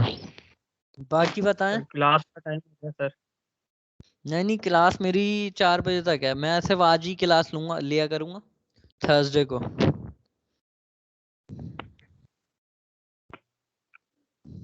सर बहुत ज्यादा हो जाएगा ऑनलाइन पे सर, अगर ये 4 बजे तक चले तो। नहीं बेटा, वीक में 3 क्लासेस है मेरी।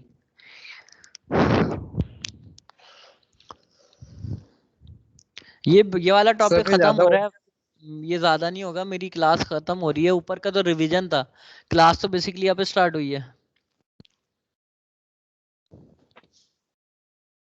Okay sir, thank you. अच्छा, यहाँ तक क्लियर था ना? अब जैसे आप लोग पूछ रहे थे मेजर डिफेक्ट का, माइनर डिफेक्ट का और क्रिटिकल डिफेक्ट का, वो क्या होता है? सही है। A defect that fails to meet mandatory regulations or affect the safety of the customer. अगर कोई डिफेक्ट ऐसा है जो कि कस्टमर की सेफ्टी को हिट कर रहा है, तो उस डिफेक्ट को मैं क्रिटिकल कहता हूं। जहां से मेरी रेगुलेशंस या मैंडेटरी जो रिक्वायरमेंट है कंपनी की, या कुछ ऐसी चीज जो कि मुझे सेफ्टी प्रॉब्लम कर रही है, जैसे कोई इंसेक्ट आ गया, या कोई ब्लड के स्टेन्स आ गए, या कोई ब्रोकन नेडल्स आ जाए, तो इस तरह की चीजें जो कि मेरी सेफ्टी को इफेक्ट कर रही हैं, वो क्रिटिकल डिफेक्ट कहलाता है। मेजर डिफेक्ट हम उसको कहते हैं बेसिकली जो मेरी सेलेबिलिटी को इफेक्ट करे। यानी कि अगर मैं एक जाऊं पीस खरीदने मार्केट से, या किसी आउटलेट पर जाऊं और मुझे कोई बटन टूटा हुआ मिल जाए, या मुझे कोई ओपन सीम नजर आ जाए, या मुझे कहीं ब्रोकन स्ट्रेच नजर आ जाए, तो क्या हम उस पर्टिकुलर प्रोडक्ट को बाय करेंगे? No sir. हाँ, तो जहां पे इशू आ जाए मेरी प्रोडक्ट फेलियर के ऊपर, जो मेरा प्रोडक्ट फेलियर की तरफ जा रहा हो, या फिर मेरी सेलेबिलिटी को इफेक्ट कर रहा हो, तो ऐसे डिफेक्ट्स को मैं कहता हूँ मेजर डिफेक्ट। जैसे यहाँ पे डेफिनेशन लिखी हुई है, a defect which will likely result in product failure. जैसे बटन हो जाएगा, तो बटन टूटने से या ओपन सिम होने से वो प्रोडक्ट का फेलियर होगा। रिडक्शन ऑफ प्रोडक्ट यूजेबिलिटी, उसकी यूजेबिलिटी को कम कर दे और प्रोडक्ट सेलेबल ना रहे। तो इस तरह के जो भी डिफेक्ट होते हैं वो मेरे मेजर आते हैं। क्रिटिकल मैं किसको कह रहा हूँ? जहाँ पे सेफ्टी हैजर्ड्स हैं। मेजर मैं किसको कह रहा हूँ? जहाँ पे उसकी यूजेबिलिटी या सेलेबिलिटी की बात हो रही हो। और माइनर डिफेक्ट मैं उसको कहता हूँ जो हल्का फुल्का सा डिफेक्ट है ना, लेकिन उस डिफेक्ट की वजह से ना तो आपकी यूजेबिलिटी में फर्क पड़ रहा है, ना तो आपकी सेलेबिलिटी से फर्क पड़ रहा है। फॉर एग्जाम्पल, हल्का सा डस्ट मार्क है, आप हाथ से झाड़ोगे सही हो जाएगा, लेकिन डिफेक्ट है। आपके लूज थ्रेड्स हैं, आपके अनकट थ्रेड्स हैं, जिसको आप हाथ से तोड़ोगे, काट लोगे, ये सारे आपके माइनर डिफेक्ट्स कहलाते हैं। सही है, क्लियर है यहाँ तक? Yes sir. और बेटा नॉर्मली आपकी 2 घंटे की तो क्लास होती है। 2 पीरियड तो मेरे साथ में लेता ही हूँ यूनिवर्सिटी में भी। तो अभी तो 1 घंटा भी नहीं हुआ प्रॉपरली, अभी से आप लोगों को परेशानी शुरू हो गई।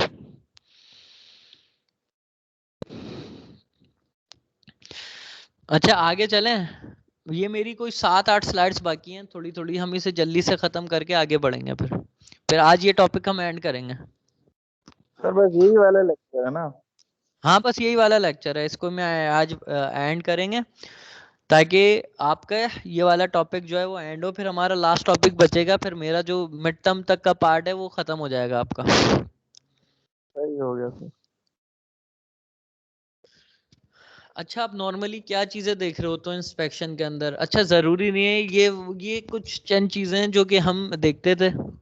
सबसे पहले आप स्टाइल देखते थे। स्टाइल आप कैसे देखोगे? आपके पास परचेस ऑर्डर मौजूद होगा, परचेस ऑर्डर के अलावा आपके पास कस्टमर का सैंपल मौजूद होगा, जिससे आप स्टाइल मैच कर लोगे कि स्टाइलिंग कैसी है, टॉप के ऊपर कौन सा थ्रेड यूज हुआ है, किस तरह की स्टिचिंग हुई है, कौन से बटन यूज हुए हैं, आपकी जो पॉकेट है वो किस तरह की है। सही है, ईच एंड एवरीथिंग स्टाइलिंग, आप स्टाइलिंग चेक कर लोगे। उसके अलावा शिपिंग मार्क का मोस्टली एक फॉर्मेट होता है जो कि कस्टमर की तरफ से गिवन होता है, जिसके अंदर आपके बारकोड्स लिखे हुए होते हैं, कंट्री का नाम लिखा हुआ होता है, PO number, purchase order number, style number, SQ XYZ, जो एक डिटेल कस्टमर को चाहिए होती है कंटेनर या कार्टन के ऊपर, वो शिपिंग मार्क पे मौजूद होती है। उसके अलावा आप कलर मैच कर रहे हो तो कलर के स्वॉचेस हो तो जिससे आप कंपेयर कर रहे हो तो अपनी इंस्पेक्शन को।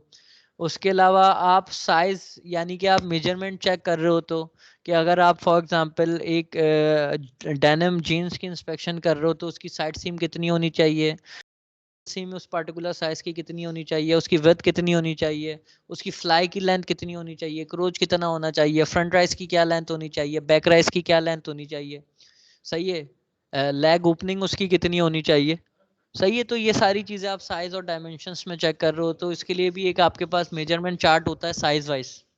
सही है, क्लियर है यहाँ तक? Yes sir. उसके अलावा एक चीज लिखी हुई है वर्कमैनशिप। वर्कमैनशिप हम किसको कहते हैं? जो हमारी हम डिफेक्ट्स चेक कर रहे होते हैं ना, पीस को बकायदा चेक करके डिफेक्ट्स निकाल रहे होते हैं, उस चीज को हम वर्कमैनशिप कहते हैं। सही है। एक और इम्पॉर्टेंट चीज होती है क्वांटिटी अवेलेबल। आप जब इंस्पेक्शन पे गए हो और आपको रिक्वायर्ड जो या रिक्वेस्टेड जो क्वांटिटी है वो उसने लिखी है 10,000 पीस, अगर वो वाकई में इतने 10,000 पीस मौजूद है या नहीं मौजूद, एक कार्टन में कितने पीसीस हैं तो टोटल कितने कार्टन होने चाहिए, आप जाके कार्टन्स की काउंटिंग करके उस क्वांटिटी को भी वेरीफाई करते हो। उसके अलावा packaging as per customer requirement packaging है, साइज सेट क्या है या साइज रेशो क्या है जो कस्टमर ने मांगा है। अब कस्टमर ने बोला है कि भाई एक पॉली बैग के अंदर 4 पीस होने चाहिए, उन 4 पीस में 2 मीडियम होने चाहिए, एक लार्ज होने चाहिए, एक एक्सेल होना चाहिए, सही है। इस रेशो के अंदर उस पॉली बैग में मौजूद है नहीं है, और एक कार्टन के अंदर 4 पॉली बैग होने चाहिए। जब हर पॉली बैग में 4 पीस हैं और हर कार्टन में 4 हैं तो एक पूरे कार्टन में 16 पीस हैं, और हर पॉली बैग का रेशो क्या है, एक स्मॉल, 2 मीडियम, एक लार्ज, सही है। तो उसकी पैकेजिंग कैसी है, उसकी पैकिंग कैसी है एज पर कस्टमर रिक्वायरमेंट, जो कि उसने टैग पैक या पीओ के अंदर आपको ये सारी इंस्ट्रक्शंस दी हुई होती हैं। और उसके अलावा असॉर्टमेंट वही है जो मैंने आपको अभी बताया कि एक मीडियम है, 2 लार्ज हैं, एक एक्सेल है, एज पर रिक्वायरमेंट साइज की असॉर्टमेंट उसने की हुई है नहीं की हुई। अच्छा, यहाँ तक क्लियर है? इसमें जो पॉइंट समझ नहीं आया वो मुझे बताएं, मैं दोबारा समझाता हूँ। Okay sir. बाकी लोग असॉर्टमेंट समझ आ गई, पैकेजिंग समझ आ गई, quantity, shipping mark, workmanship, style, colour, सारी चीजें समझ आ गई? जी सर।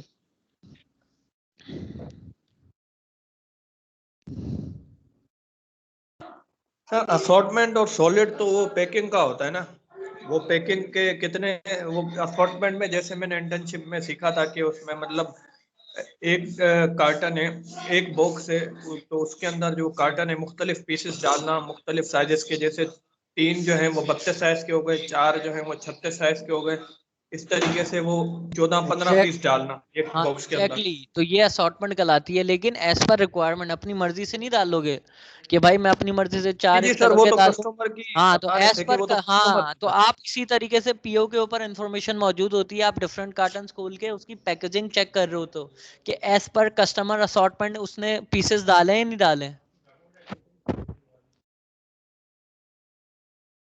सही है, क्लियर है? Hello sir clear. Yes sir, okay है। सही है। आपके पास जब आप इंस्पेक्शन करते हो तो आपके पास रेफरेंस मटेरियल क्या क्या होता है या क्या क्या होना चाहिए? Below material should be present prior to the inspection, या आपके पास देखो रेफरेंस सैंपल होना चाहिए। रेफरेंस सैंपल होगा तो आप स्टाइल चेक करोगे। रेफरेंस स्वॉचेस, अगर आपके पास स्वॉचेस होंगे तो फिर आप कलर मैच करोगे। हर कलर के लिए आपके पास एक स्टाइलिंग सैंपल तो हो सकता है, लेकिन हर कलर के लिए आपके पास कलर स्वॉच होना लाजमी है। सही है, क्लियर है? रेफरेंस सैंपल आपको स्टाइलिंग बताएगा कि ये मेरा स्टाइल है, और स्वॉचेस आपके कलर कंफर्म करेंगे। सही है, क्लियर है यहाँ तक? पॉइंट 1 क्लियर है? Yes, yes sir. अच्छा, उसके बाद आपके पास पीओ यहाँ पे परचेस ऑर्डर को कह रहे हैं। परचेस ऑर्डर होना चाहिए जिसके अंदर आपके पास प्रोडक्ट स्पेसिफिकेशन पता हो आपको, कि इसमें साइजेस कितने, कलर्स कितने, किस तरह का स्टाइल है, उसकी पिक्टोरियल रिप्रेजेंटेशन है। उसके अलावा ऑर्डर क्वांटिटी वो पीओ आपको बता रहा होगा जो आप इंस्पेक्शन करने जा रहे हो उसकी ऑर्डर क्वांटिटी कितनी है, सही है, उसकी पैकिंग किस तरह की है, उसकी पैकेजिंग किस तरह की है, उसकी असॉर्टमेंट किस तरह की है, उसमें बारकोड किस तरह का लगा हुआ है, शिपिंग मार्क की रिक्वायरमेंट्स क्या है। तो ये सारी रिक्वायरमेंट्स आपको पीओ से पता चलती है जो कि आप वहां जाके कंपेयर करते हो। उसके अलावा ऑर्डर की और क्या रिक्वायरमेंट्स हैं, किस किस तरह की रिक्वायरमेंट्स हैं, तो इंस्पेक्शन करने के लिए जो जो एडिशनल वैल्यूज होती हैं वो क्या क्या आपको रिक्वायर्ड हैं, वो सारी आपको या तो स्पेसिफिकेशन से या पीओ ऑर्डर से या पैकिंग लिस्ट से आपको सारी चीजें पता चल रही होती हैं। सही है, क्लियर है? Yes sir.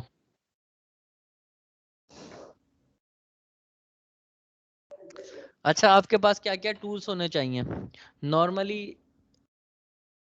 जो आपके पास डिजिटल कैमरा एक होना चाहिए, क्योंकि आप इंस्पेक्शन कर रहे हो तो अगर देखो आप इंटरनल इंस्पेक्शन कर रहे हो तो शायद आपको कैमरे की जरूरत ना पड़े, लेकिन अगर आप एक थर्ड पार्टी इंस्पेक्शन कर रहे हो कि आपने एक कस्टमर के रिप्रेजेंटेटिव बने हुए और वहां पे जाके आपने इंस्पेक्शन करनी है, तो फिर आप जाके कार्टन्स की भी इमेज लोगे कि भाई अपने कस्टमर को भेजो कि भाई इस तरह के कार्टन्स आपके स्टैक हुए हुए थे, स्टैकिंग इस तरह की थी, सही है। फिर आप इंडिविजुअल कार्टन्स की चारों तरफ से पिक्चर लोगे, फिर उसको मेजर करते हुए पिक्चर्स लोगे। जब आप कार्टन ओपन करोगे तो ओपन करके दिखाओगे कि भाई कार्टन ओपन करने के बाद इस तरह की इसकी सूरत हाल है, फिर अंदर कितने पॉली बैग हैं उन सबको रख के उसकी इमेज लोगे। फिर उसके बाद सारे पॉली बैग को हटा के एक पॉली बैग की इमेज लोगे, फिर उसको खोल के बताओगे कि भाई इसके अंदर देखो ये 3 पीस निकले हैं, 3 पीस इस कलर इस साइज के 3 पीस हैं। मतलब आप कस्टमर को इमेजेस के अंदर असॉर्टमेंट भी दिखा रहे होगे, फिर प्रोडक्ट को खोल के दिखाओगे कि भाई आपका प्रोडक्ट इस तरह का है, फ्रंट से इस तरीके से, बैक से, अगर मैं जिपर लगा हुआ है तो जिपर खोलने के बाद आपका प्रोडक्ट इस तरीके से, सही है। उसके अलावा आपके पास बारकोड रीडर होना चाहिए कि जो कंपनी ने स्टिकर लगाए या कंपनी ने कोई हैंड टैग लगाया उसके ऊपर कोई बारकोड है वो रीडेबल है या नहीं है, या वो सही रीड कर रहा है नहीं ये कर रहा, तो आप बारकोड रीड करके भी देखोगे, सही है। मेजरिंग टेप आपके पास होना चाहिए जहाँ पे आप जो पीस है पीस की आप स्पेक्स करोगे, उसको मेजर करोगे कि जैसे मैंने आपको बताया भाई साइड सीम की लेंथ इतनी है, इन सीम की लेंथ इतनी है, आपकी विड्थ इतनी है, लेग ओपनिंग इतनी है, सही है, आपकी थाई इतनी है, आपकी नी इतनी है, सही है, आपकी फ्लाई इतनी है, आपका क्रोच इतना है, आपका बैक राइस इतना है, आपका फ्रंट राइस इतना है। तो ये सारी जो मेजरमेंट की स्पेक्स हैं ये कस्टमर की तरफ से आपको प्रोवाइड की जाएंगी। ये पीओ में भी हो सकती हैं, ये स्पेसिफिकेशन शीट में भी हो सकती हैं। तो उसकी बिहाफ पे आप मेजर करके इसको फिल कर दोगे, फिर वो भी आप कस्टमर से शेयर करोगे। फिर डिफेक्ट स्टिकर होने चाहिए आपके पास कि आप इंस्पेक्शन कर रहे हो तो आप ये थोड़ी आप आपके पास एक डिफेक्ट आया आपने उसके ऊपर स्टिकर लगा के साइड में रख दिया, तो 200 पीस करने की कर आप चेक करते रहोगे, जहां डिफेक्ट आया स्टिकर लगाओगे साइड में रख दोगे। फिर in the end of the inspection आप सारे पीस निकाल के उनको रिव्यू करोगे, फिर उनकी पिक्चर्स वगैरह लेके अपने वर्कमैनशिप के डिफेक्ट्स अपनी रिपोर्ट में करोगे, फिर बताओगे कि भाई वो एक्सेप्टेबल है या नहीं है। अच्छा, एक चीज यहाँ पे लिखी हुई है 1.2 mm ऑफ निडल कार्ड, ये क्या है? ये कोई बताएगा क्या है? ये मोस्टली थर्ड पार्टी इंस्पेक्शंस के लिए चीज होती है। किसी को पता है ये 1.2 mm ऑफ निडल कार्ड क्या होता है? हाँ सर। बेसिकली आप देख रहे होते हो कि आपकी जब आप फैक्ट्री जाते हो तो मैंने क्या बताया कि क्रिटिकल डिफेक्ट्स आप देख रहे हो, तो आप कैसे देखोगे कि आपका जो पीसेस हैं इन पीसेस के अंदर कोई मेटल का पार्ट है नहीं है, तो आप उसे मेटल डिटेक्शन से गुजारोगे, सही है। नहीं सर।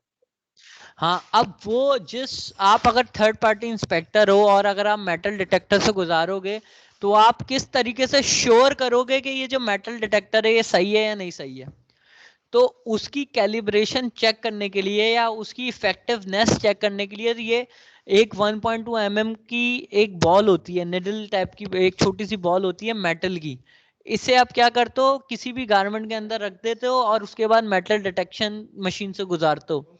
तो अगर मशीन ने उसको डिटेक्ट कर दिया तो इसका मतलब है आपकी जो मशीन हैं प्रॉपर्ली वर्क कर रही हैं और आप फिर उनमें से पीस गुजार के देख सकते हो। सही है, क्लियर है?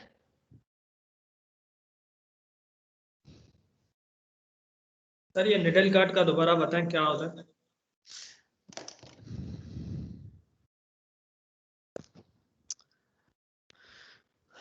इसमें बेसिकली हम मशीन की इफेक्टिवनेस को चेक करते हैं कि क्या मशीन वाकई में डिटेक्ट कर रही है या नहीं कर रही। मोस्टली अब ऐसा करते हैं, सप्लायर या फैक्ट्री जाओ आप इंस्पेक्शन करने, फैक्ट्री वाले ने मशीन में सेटिंग कर दी, वो हर चीज़ को आंख बन के गुजारेगा। तो आपको कैसे पता चलेगा कि मशीन जो हमारी मेटल डिटेक्शन मशीन है वो इफेक्टिवली वर्क कर रही है नहीं कर रही? तो आपके पास ये छोटा सा कार्ट होता है 1.2 mm की, जिसके अंदर बॉल होती है मेटल की। तो आप क्या करते हो, गारमेंट के अंदर वो कार्ट प्लेस करके उसे मशीन में से गुजारते हो। अगर उस कार्ट ने उस मशीन ने आपकी वो मेटल डिटेक्ट कर लिया, तो आप कह सकते हो कि मशीन की जो परफॉर्मेंस है वो सेटिस्फैक्ट्री है।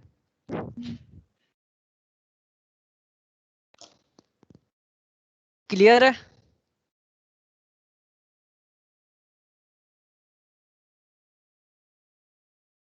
जी सर। सर जी। सही है। अच्छा, उसके बाद एक चीज होती है ग्रे स्केल, कोई बताएगा ये क्या होता है?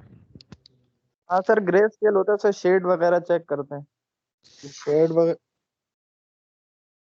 हाँ बिल्कुल, हम शेड चेंज चेक कर रहे होते हैं कि हमारे जो स्वॉचेस हैं या जो सैंपल हैं, उस सैंपल से हमारी प्रोडक्शन के अंदर कितना डिफरेंस आ रहा है, तो हम उसे रेट कर रहे होते हैं। अगर 5 रेटिंग का मतलब है कि एग्जैक्टली हमारे सैंपल जैसा शेड है। 4-5 का मतलब होता है कि भाई 5 तक इसमें सेक्शन होता है। 4-5 का मतलब होता है कि स्लाइटली चेंज है। बिल्कुल 4 का मतलब होता है थोड़ा सा विजिबल चेंज है, लेकिन मोस्टली कस्टमर्स 4 को अलाउ कर देते हैं। तो जिस तरीके से फिर हम ऊपर जाते रहेंगे, 3-4 में विजिबिलिटी ज़्यादा है, 3 में और ज़्यादा है, 2-3 में और ज़्यादा है, 2 है। तो जिस तरीके से हम पीछे की तरफ जाते रहेंगे, हमारी विजिबिलिटी ज़्यादा होती रहेगी। तो हम ग्रे स्केल की रेटिंग भी देते हैं कि भाई कि ग्रे स्केल की रेटिंग क्या है। मोस्टली ये काम हम कर रहे होते हैं लाइट बॉक्स के अंदर।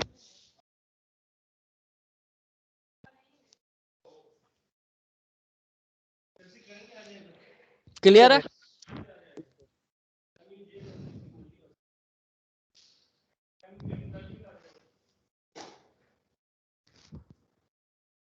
क्लियर है बच्चों? जी सर, जी क्लियर। सर। अच्छा, उसके बाद आपकी इंस्पेक्शन कंडीशंस क्या होनी चाहिए?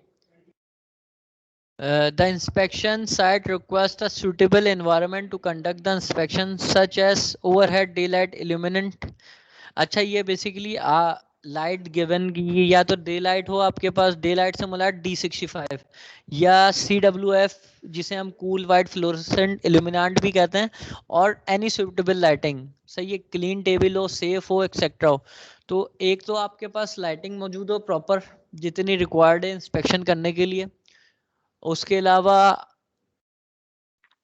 आपके पास टेबल हो जिसके ऊपर आप इंस्पेक्शन कर सकें, वो सेफ टेबल हो, कोई उसके ऊपर एजेस ना हो, कहीं उसके ऊपर गंदगी ना हो, ताकि आपका जो प्रोडक्ट है वो ख़राब ना हो।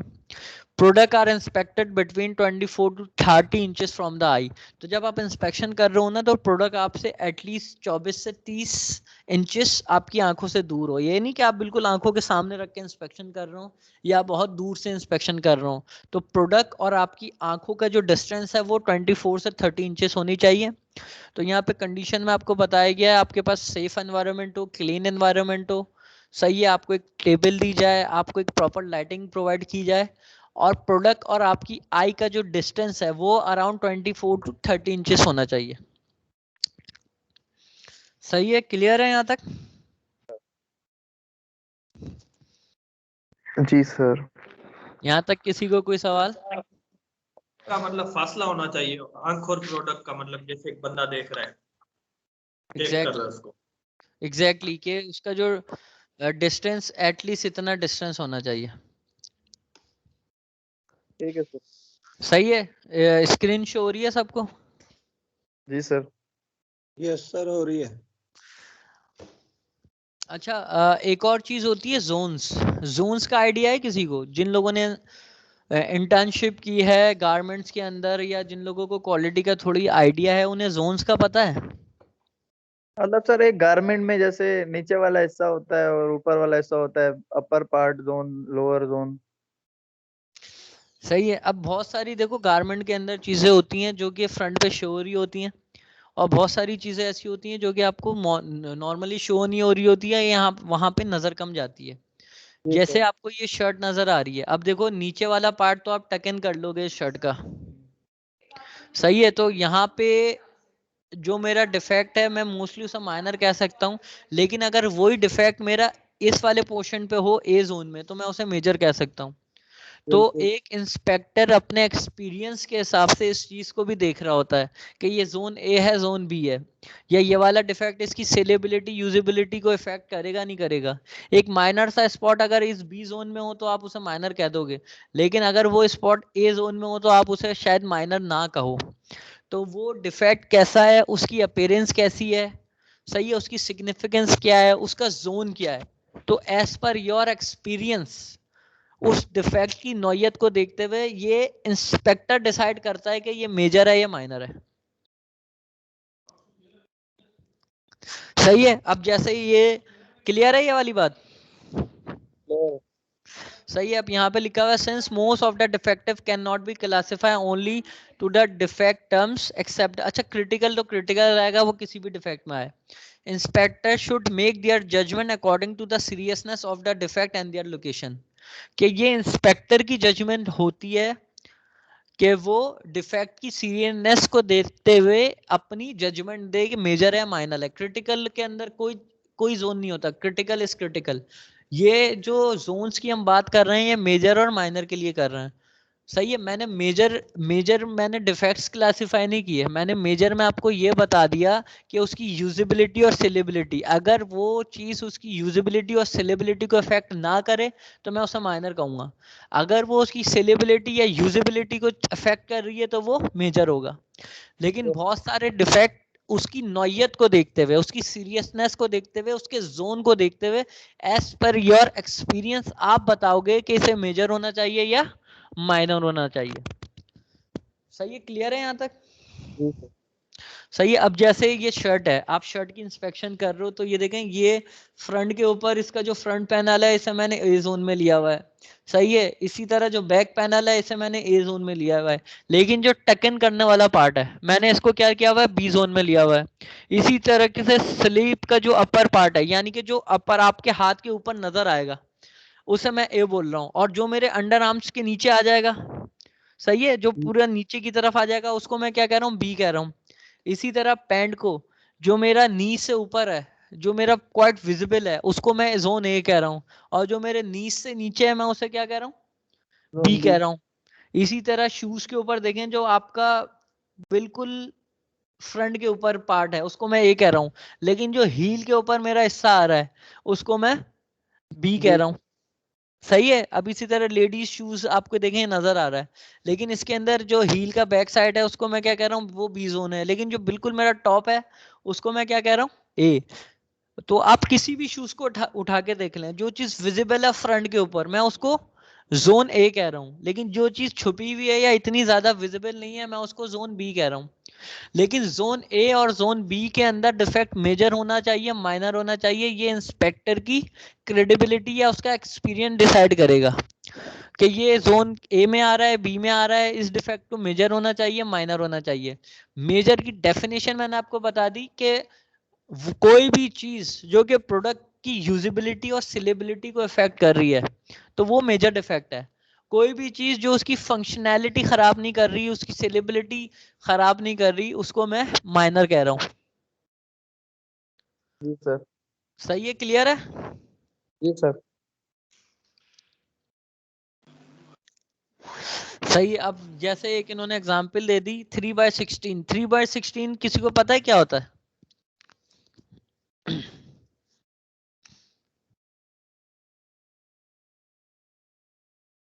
No sir. 3/16 बेसिकली इंच को कभी पढ़ा है किसी ने? इंच? 1 इंच के अंदर कितने सूत होते हैं, कभी पढ़ा है? 8 सूत होते हैं। 16 होते हैं। हाँ 8 होते हैं बेटा, 16 कहाँ होते हैं, 8 होते हैं। 1/8 होता है, 1/4 होता है, उसके बाद 1/4 के बाद शायद 3.6 होता है, फिर 1.5 होता है, 1.2 होता है, उसके बाद 5.8, 3/4 और 7/8, फिर 1 होता है शायद, यस सर, यही होते हैं। सबसे पहला 1/8 होता है, 1/8 के बाद 1/4, 1/4 के बाद 3/8, 3/8 के बाद 1/2, 1/2 के बाद आई थिंक 5/8, 5/8, फिर उसके बाद 3/4 और उसके बाद 7/8 और फिर 1। तो ये सूद कहलाते हैं। तो ये बेसिकली सूद की एक रिप्रेजेंटेशन है। जी सर। सही है। ये 3/16 बेसिकली ये 3/8 और उसके बीच का सूद है, यानी कि 1/8 अगर मैं उसको भी हाफ करूं तो वो 1/16 हो जाएगा। तो इसी तरीके से बेसिकली ये सूद की रिप्रेजेंटेशन है, यानी कि ये 5 mm के करीब होगा तकरीबन। तो अगर जोन ए के अंदर मेरा डिफेक्ट 5 mm से कम है तो मैं उसे माइनर कह सकता हूं, और जोन बी के अंदर तो मेजर हो ही नहीं सकता, इतना छोटा डिफेक्ट मैं उसे माइनर ही कहूंगा। सही है। अगर 3/16 से लेके 3/8 तक आ गया, यानी ये 5 से 10 mm तक डिफेक्ट आ गया या 1 cm तक डिफेक्ट आ गया जोन ए के अंदर, तो मैं उसे मेजर कह सकता हूं। लेकिन जोन बी के अंदर वही डिफेक्ट क्या होगा, उस साइज का माइनर होगा। लेकिन अगर 3/8 से बड़ा है, चाहे वो जोन ए में है जोन बी में है, मैं उसे मेजर ही कहूंगा। लेकिन ये तो सिर्फ एक रिटर्न चीज है, लेकिन ये फिर मैं कहूंगा डिसाइड करता है इंस्पेक्टर उस डिफेक्ट की सीरियसनेस को देखते हुए। सही। ये तो सिर्फ एक एग्जांपल दी हुई है कि आप जाहिर सी बात है आप जहां वहां जाके उसको स्केल लेके नापना तो नहीं बैठोगे, आप तो अपनी जजमेंट दोगे उस डिफेक्ट की सीरियसनेस या उसकी नौयत को देखते हुए। सही है। क्लियर है सर। सही है। अब जैसे ये नोट लिखा हुआ है, pay attention on the defect of dirt soil color fly stain and are quite subjective। पहले एक एग्जांपल दी हुई है, the blue colour fly in the blue fabric and the color fly is not obvious and may not be considered its major even if the major located in zone A or defect size in major level। अब जैसे यहाँ पे इन्होंने example दी हुई है कि एक ब्लू कलर का फैब्रिक है और उस ब्लू कलर के फैब्रिक के ऊपर एक ब्लू कलर का फ्लाई यान मौजूद है, हालांकि वो जोन ए के अंदर मौजूद है लेकिन उसका साइज भी बड़ा है, लेकिन उसकी विजिबिलिटी इतनी नहीं है ब्लू होने की वजह से, तो मैं उसे माइनर कहूंगा। सर। सही है। ये एग्जांपल दी हुई है। तो ये कस्टमर कह रहा हूँ, ये इंस्पेक्टर की जजमेंट है कि भाई ब्लू कलर का फैब्रिक है, इसके अंदर ब्लू कलर की फ्लाई है, उसका जोन भी है, उसका साइज भी बड़ा है, लेकिन उसकी जो विजिबिलिटी है, सीरियसनेस है, वो इतनी नहीं है। इस वजह से मैं उसको क्या कर रहा हूँ, माइनर कंसीडर कर रहा हूँ। इसी तरीके से इन्होंने दूसरी एग्जांपल दी हुई है, the black spot and white ground fabric. बिल्कुल सर, वो मेजर लेंगे। व्हाइट फैब्रिक है, उसके ऊपर ब्लैक स्पॉट है, then the black spot is very obvious and we may consider is a defect even if the defect located at zone B. कि white fabric के ऊपर काला कलर का स्पॉट है, मैं उसको कंसीडर करूंगा और सब मेजर कंसीडर करूंगा भले वो जोन बी के अंदर हो। क्यों? क्योंकि उसकी ऑब्वियसनेस ज्यादा है, उसकी सीरियसनेस ज्यादा है, उसकी नौयत ज्यादा है। तो बाज औकात आप जोन को भी नजरअंदाज कर दोगे, साइज को भी नजरअंदाज कर दोगे अगर उसकी सीरियसनेस कम है, लेकिन अगर जोन बी में भी उसकी सीरियसनेस ज्यादा है तो आप उसे मेजर डिफेक्ट कंसीडर करोगे। बिल्कुल सर। सही है। क्लियर है? जी सर।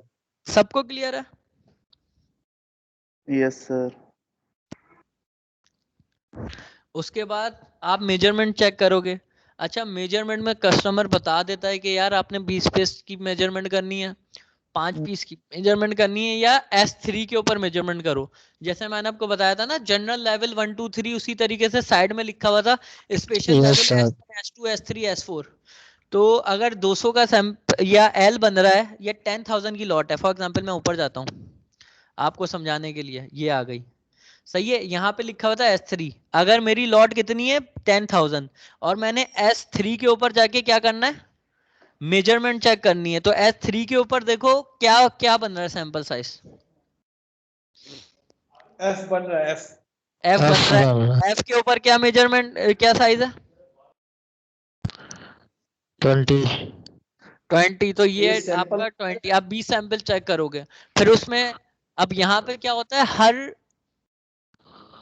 मेजरमेंट के आगे उसकी टॉलरेंस गिवन होती है। फॉर एग्जांपल इनसीम आपको 25 चाहिए, 25 इंच, तो वहां पे लिखा होगा ±5 अलाउ है। अगर +-5 से ज्यादा वो लेंथ आ गई तो आप उसे हाईलाइट करके कस्टमर को बता दोगे और मेजरमेंट के ऊपर इंस्पेक्शन फेल कर दोगे। सही है। तो ये S1 S2 S3 लेवल इनका भी यूज होता है, जैसे मेजरमेंट में इनका लेवल आ गया। या डिस्ट्रक्टिव आपकी इंस्पेक्शन होगी तो आप लेवल 1 2 3 पे नहीं जाओगे, तो वो आप S1 S2 S3 के ऊपर जाओगे। क्लियर है ये? सर आगे चले। सही है, क्लियर है आप लोगों को? Hello, yes sir. बाकी यस सर, क्लियर है सर, क्लियर है। की आवाज नहीं आ रही। जी जी सर, क्लियर है सर। क्लियर है सर। जी सर, क्लियर है। सही है। उमैर जफर, तुम्हारी आवाज नहीं आ रही, किधर हो तुम? जी जी सर, क्लियर है अल्हम्दुलिल्लाह। आ रहा है, समझ आ रहा है सबको? जी सर, समझ आ रहा है। अच्छा, तेज तो नहीं जा रहा मैं? नहीं सर, ठीक है। नहीं सर। सही है। तो it is an internal procedure as a part of size measurement. Before the size measurement, check the sample in the same size are put together to verify the size deviation by inspection level S3 पे आप करोगे। If the size deviation is observed, then sample should be selected for measurement check. The inspected sample size is 125 and 13 pieces per site should be drawn for size deviation check by S3. 125 अगर मेरा sample size बन रहा है तो S3 के ऊपर मेरा 13 piece बन रहे हैं मेजरमेंट वाले। तो मैं मेजरमेंट पहले तो मैं सेम साइज के कुछ पीस निकाल के उन्हें आपस में मिला के देख लूंगा कि इनको बाहर तो कोई डिफरेंस नजर नहीं आ रहा, क्योंकि सेम साइज के अंदर कोई डिफरेंस होना नहीं चाहिए। अगर डिफरेंस आ रहा होगा तो फिर मैं उनको मेजर भी कर लूंगा। और 13 पीस तो मैंने मेजरमेंट करने ही करने हैं अगर मैं S3 के ऊपर कर रहा हूँ। क्लियर है? Yes sir. Conditions for size measurement check. All garments are to be measured on a table. अच्छा, आप जाहिर सी बात है टेबल के ऊपर उन्हें मेजर करोगे। सही है। टेबल स्मूथ होनी चाहिए और उस गारमेंट से बड़ी होनी चाहिए, कि इतनी बड़ी टेबल होनी चाहिए कि आपका जो गारमेंट है वो पूरा आराम से उस टेबल के ऊपर आ जाए।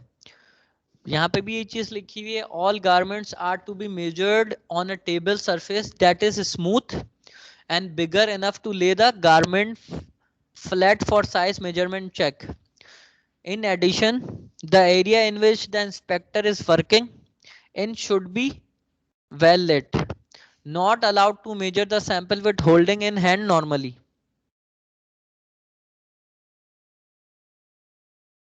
सही है कि आपकी जो टेबल हो जिस पे आप मेजरमेंट कर रहे हो वो एटलीस्ट इतनी बड़ी हो कि आपका जो प्रोडक्ट है वो उसके ऊपर आराम से आ जाए और आप आराम से उसकी मेजरमेंट कर सको। Measure will be the most accurately performed when the inspector is standing along the table at hip level. मतलब आपकी जो टेबल है जिसके ऊपर आप मेजरमेंट कर रहे हो वो आपके हिप लेवल पे होने चाहिए। अगर वो इतनी टेबल की हाइट होगी तो आप बड़ी आसानी से उसकी मेजरमेंट कर सकते हो। सही है, क्योंकि हर चीज के प्रोटोकॉल होते हैं, एक जेस्चर होता है, एक पोस्चर होता है। तो अगर आप उन पोस्चर्स को फॉलो करोगे तो आपके लिए आसानी होगी। सही है, क्लियर है? यहां तक किसी को कोई सवाल?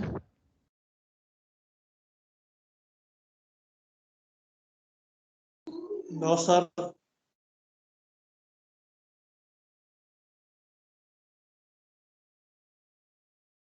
सही है। अब हम मेजरमेंट के अंदर क्या कर रहे होते हैं, the product should be laid flat on a smooth flat surface for measurement. तो सबसे पहले हमारे पास जो टेबल होगी, टेबल की हाइट कितनी होनी चाहिए, हमारी हिप लेंथ के बराबर होनी चाहिए, स्मूथ टेबल होनी चाहिए और पूरा प्रोडक्ट हमारा उस टेबल पे आ जाए। तो अब हम क्या कर रहे हैं, मेजर करते हुए सबसे पहले हमने क्या किया, अपने जो प्रोडक्ट है उसको पूरा उसमें पक्का फ्लैट बिछा दिया, लाई कर दिया। Fasten all closures unless otherwise specified. अगर आपके पास कोई इंस्ट्रक्शंस या कस्टमर की रिक्वायरमेंट मौजूद नहीं है तो आप हर जो क्लोजर्स हैं उनको फास्टन कर दोगे। यानी अगर बटन्स मौजूद हैं आप बटन्स लगा दोगे, जिपर है तो उसको आप बंद कर दोगे, कहीं पे भी कोई बटन है, कोई जैकेट कर रहे हो तो जैकेट की आप जिप उसकी क्लोज करके उसकी मेजरमेंट करोगे कि जो भी जिपर्स बटन्स होंगे आप उन्हें बंद कर दोगे अगर कस्टमर की तरफ से कोई रिक्वायरमेंट नहीं है। नॉर्मली आप बंद करोगे अगर आप बंद नहीं कर रहे तो आपको कोई इंस्ट्रक्शंस मिली होंगी तो आप बंद नहीं कर रहे। सही है, क्लियर है? जी सर। जी सर। थर्ड पॉइंट क्या है? ले the product flat, gently smooth out any wrinkles, fold and creases being carefully not to stretch the fabric material or distort the product shape। आप gently प्रोडक्ट को ले करोगे, आप उसे कोई एक्स्ट्रा खींचोगे नहीं, उसके शेप को आउट नहीं करोगे, सही है, उसके शेप को डिस्टॉर्ट नहीं करोगे, तो जब जस्ट जेंटली आप उसे ले कर दोगे। ये हम लोग सर क्लॉकवाइज इंस्पेक्शन कर रहे हैं ना? आपकी मर्जी है, आप क्लॉकवाइज करो या एंटी क्लॉकवाइज करो, एक डायरेक्शन को फॉलो करना है। अच्छा, डायरेक्शन का एडवांटेज क्या होता है? क्लॉकवाइज या एंटी क्लॉकवाइज, इसका मतलब क्या होता है, या ये टर्म क्यों यूज होती है? अच्छा सवाल तुमने लेके आए बीच में। सर ये ताकि कोई रिपीट नहीं हो, हम एक फ्लो में चलें। एग्जैक्टली कि हम एक फ्लो में चलें, कोई पार्ट मिस ना हो बेसिकली, कि हमने पहले ओपनिंग चेक कर ली बॉटम, फिर हम वेस्ट के ऊपर आ गए, फिर हम फ्लाई के ऊपर आ गए, फिर हम फ्रंट राइस के ऊपर आ गए। तो हम चाहे मैं क्लॉकवाइज करूं या एंटी क्लॉकवाइज करूं, तो मैं एक डायरेक्शन को फॉलो करूंगा, कोई भी डायरेक्शन हो सकती है। तो इससे ये होगा कि मेरा कोई पार्ट चेक करने से बचेगा नहीं, सही है। तो ये फायदा होता है उसको फॉलो करने का। नॉर्मली जो फैक्ट्रीज में फॉलो हो रहा होता है वो क्लॉकवाइज होता है। तो ये इट्स अप टू यू, आप क्लॉकवाइज कर रहे हो एंटी क्लॉकवाइज कर रहे हो, इसका मकसद सिर्फ और सिर्फ ये है कि आपसे कोई पार्ट मिस ना हो। सही है, क्लियर है? Yes sir. जी सर। अच्छा, प्लेस आपने प्रोडक्ट को इजी बिछा दिया, उसको आपने खींचना नहीं है, जस्ट जेंटली उसको सर ये लेकर। बता दें दोबारा, क्या सर ये चीज? दोबारा बता दें कि जो क्या आप बता? बता रहे हैं कि क्लॉकवाइज कर रहे होते हैं और एंटी क्लॉकवाइज। बेसिकली डायरेक्शन होती है कि आप क्लॉकवाइज फॉलो कर रहे हो, एंटी क्लॉकवाइज फॉलो कर रहे हो। इसका मकसद सिर्फ इतना होता है कि ड्यूरिंग इंस्पेक्शन आप कोई पार्ट ना मिस ना कर दो, जस्ट इस वजह से आप एक डायरेक्शन को फॉलो कर रहे हो। तो बस ये मकसद है इस डायरेक्शन का।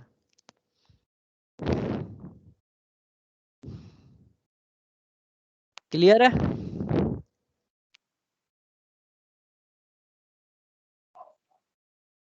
जी सर, क्लियर है।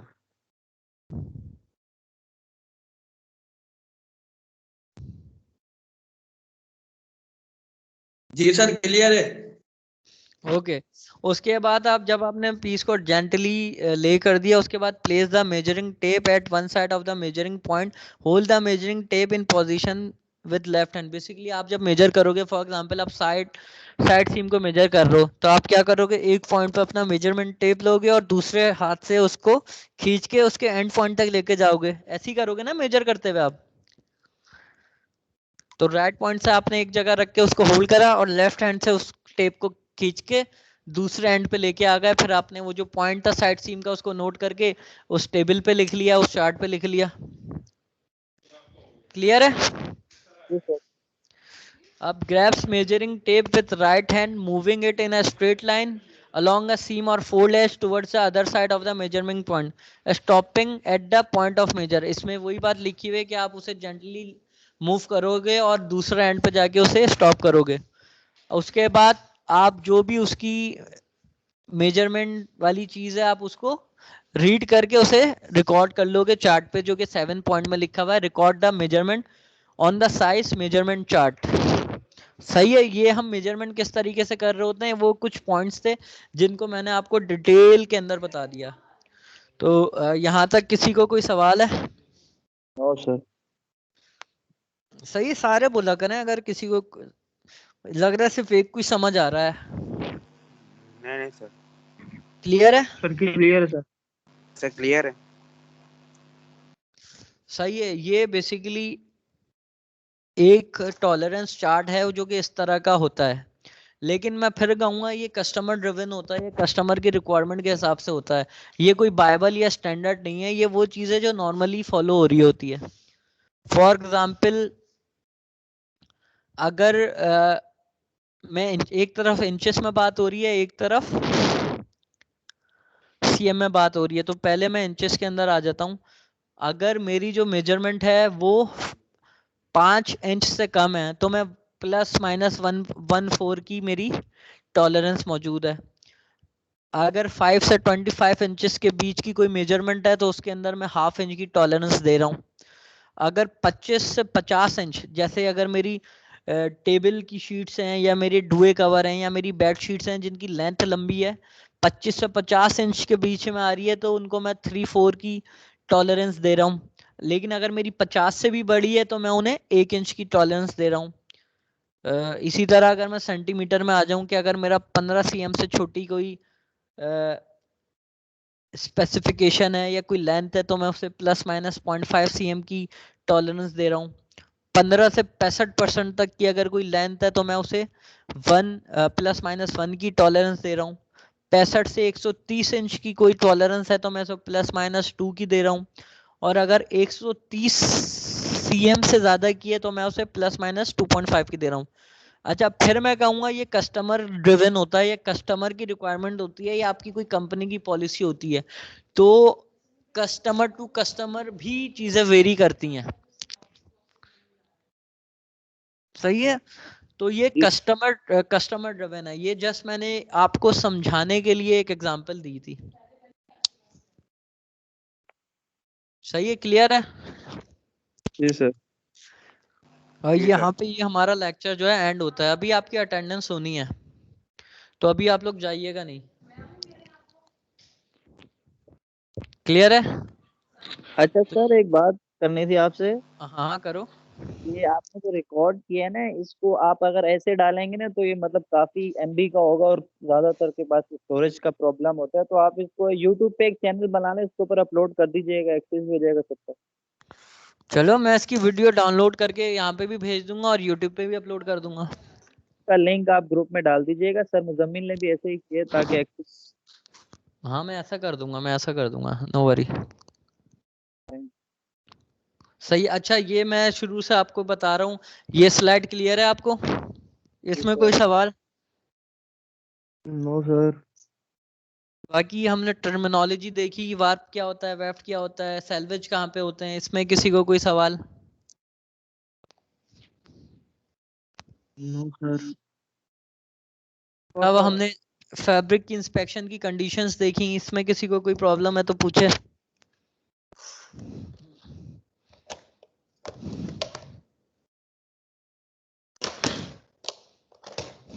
इसमें किसी को कोई सवाल है? हाँ सर।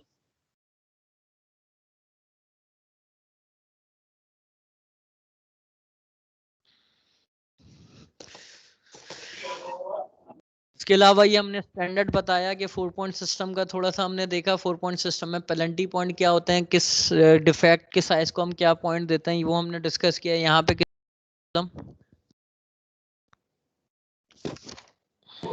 सर इसका थोड़ा सा बता दें, बस 4 पॉइंट का। क्या चीज, क्या कह रहे हो? 4 पॉइंट का थोड़ा सा बता दें, वो जो आपने कहा था ना कि इसको हम पॉइंट देते हैं। देखो, अगर मेरा डिफेक्ट जो है वो 0 से लेके 3 इंच तक है तो मैं उसे 1 पॉइंट दूंगा। 3 से लेके 6 इंच तक है तो मैं उसे 2 पॉइंट दूंगा। 6 से लेके 9 इंच तक है तो मैं उसे 3 पॉइंट दूंगा। और अगर 9 इंच से बड़ा है डिफेक्ट तो मैं उसे 4 पॉइंट दूंगा। 1 मीटर के अंदर मैक्सिमम मैं 4 पॉइंट्स दे सकता हूँ। सही है। अगर कोई डैमेज वगैरह आ गया तो मैं उसे 4 पॉइंट दूंगा। जैसे फटा हुआ आ गया, होल आ गया, तो उसका जो भी साइज हो मैं उसे 4 पॉइंट दूंगा। सही है, क्लियर है? जी सर। सही है सर। किसी को कोई प्रॉब्लम?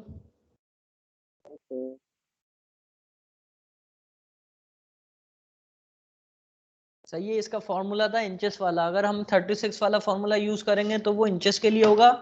लेंथ हमारी इंचेस में, लेंथ हमारी यार्ड्स में होगी और विड्थ हमारी इंचेस में होगी। सही है, क्लियर है? जी सर।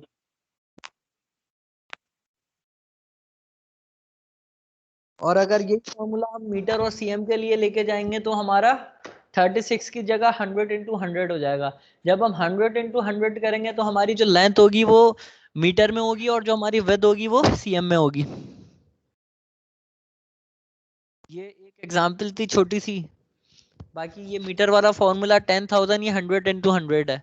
जब हम 100 × 100 हम जब यूज करेंगे जब लेंथ हमारी मीटर में होगी और विड्थ हमारी cm में होगी। कटेबल विद बेसिकली हम नॉर्मली ले रहे होते हैं। कटेबल विद मैं किसी ने पूछा नहीं, लिखा हुआ था, आपको बता दूं कि सेल्वेज माइनस करके कि 1.5 इंच का सेल्वेज है तो दोनों साइड सेल्वेज होते हैं, तो 1.5 इंच इधर 1.5 इंच इधर, 3 इंच हम टोटल विद में से माइनस करके कटेबल विद निकालते हैं। सही सर है, आपने सही है, क्लियर है? जी सर। सही है। फिर ये सेकंड सर। हमारा स्टैंडर्ड था 10 पॉइंट सिस्टम, 4 पॉइंट सिस्टम की तरह सी, इसके प्लेंटी पॉइंट थे। इसमें 1 इंच से डिफेक्ट कम है तो मैं उसे 1 पॉइंट दे रहा हूँ, 1 से ज्यादा है और 5 से कम है तो 3 पॉइंट। सही है, 5 से ज्यादा है और 10 से कम है तो 5 पॉइंट, और 10 इंच से बड़ा डिफेक्ट है तो मैं उसे 10 पॉइंट दे रहा हूँ। 10 पॉइंट है तो मैक्सिमम इसमें मैं 10 पॉइंट देता हूँ। ये लीनियर सिस्टम होता है। जो 4 पॉइंट है वो मेरा स्क्वायर्ड यार्ड वाला सिस्टम होता है, उसके अंदर हमारी विड्थ इन्वॉल्व होती है, इसके अंदर हमारी विड्थ इन्वॉल्व नहीं होती। लीनियर सिस्टम है, इस वजह से इतना ज्यादा यूज नहीं होता। ये इसका एक्सेप्ट और रिजेक्टेड का क्राइटेरिया था। कोई कुछ पूछना चाह रहा है? 10 पॉइंट सिस्टम हमारा लीनियर है। हाँ, 10 पॉइंट सिस्टम लीनियर है। इसके ऊपर लिखा हुआ है ना, ये देखें, ये access points per 100 linear yards, जबकि ऊपर लिखा हुआ है स्क्वायर यार्ड्स, जो मेरा 4 पॉइंट है। क्लियर है? ये इसका फॉर्मूला था। बाकी ये एक वो टेक्निक थी जो हम पर्सनली यूज करते थे। ये कोई बाइबल या स्टैंडर्ड नहीं है, ये कस्टमर टू कस्टमर या कंपनी टू कंपनी वेरी कर सकता है। उसके अलावा शेड चेक हम करते थे, विद इन द रूल हम शेड चेक करते थे, उसका टॉप कैसा है, उसका बॉटम कैसा है, और उसका LCR राइट सेंटर लेफ्ट के अंदर क्या वेरिएशन है। उसके अलावा हम रोल टू रोल वेरिएशन भी चेक करते थे, और ब्लैंकेट बना के लाइट बॉक्स के अंदर की पूरी जो मेरी सैंपल साइज है उसकी क्या शेड है। उसके अलावा ये स्क्यू एंड बो का हमने थोड़ा सा पढ़ा था। ये उसकी एक पिक्चर थी पिक्टोरियल के बो हमारी क्या होती है। ये बेसिकली मेरी खुद की इंस्पेक्शन की लाइव फोटो है ये। उसके अलावा फिर मैंने यहाँ पे थोड़ा सा ओरिजिन दिया फिनिश गुड्स का, मेडअप्स की इंस्पेक्शन का,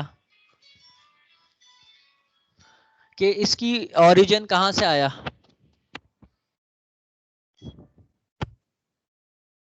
ये इक्वल चार्ट आप लोगों को रीड करना सिखाया, होपफुली आपको रीड करना आ गया हो। इसमें तो किसी को कोई सवाल है तो मुझसे पूछ सकता है। No sir, no.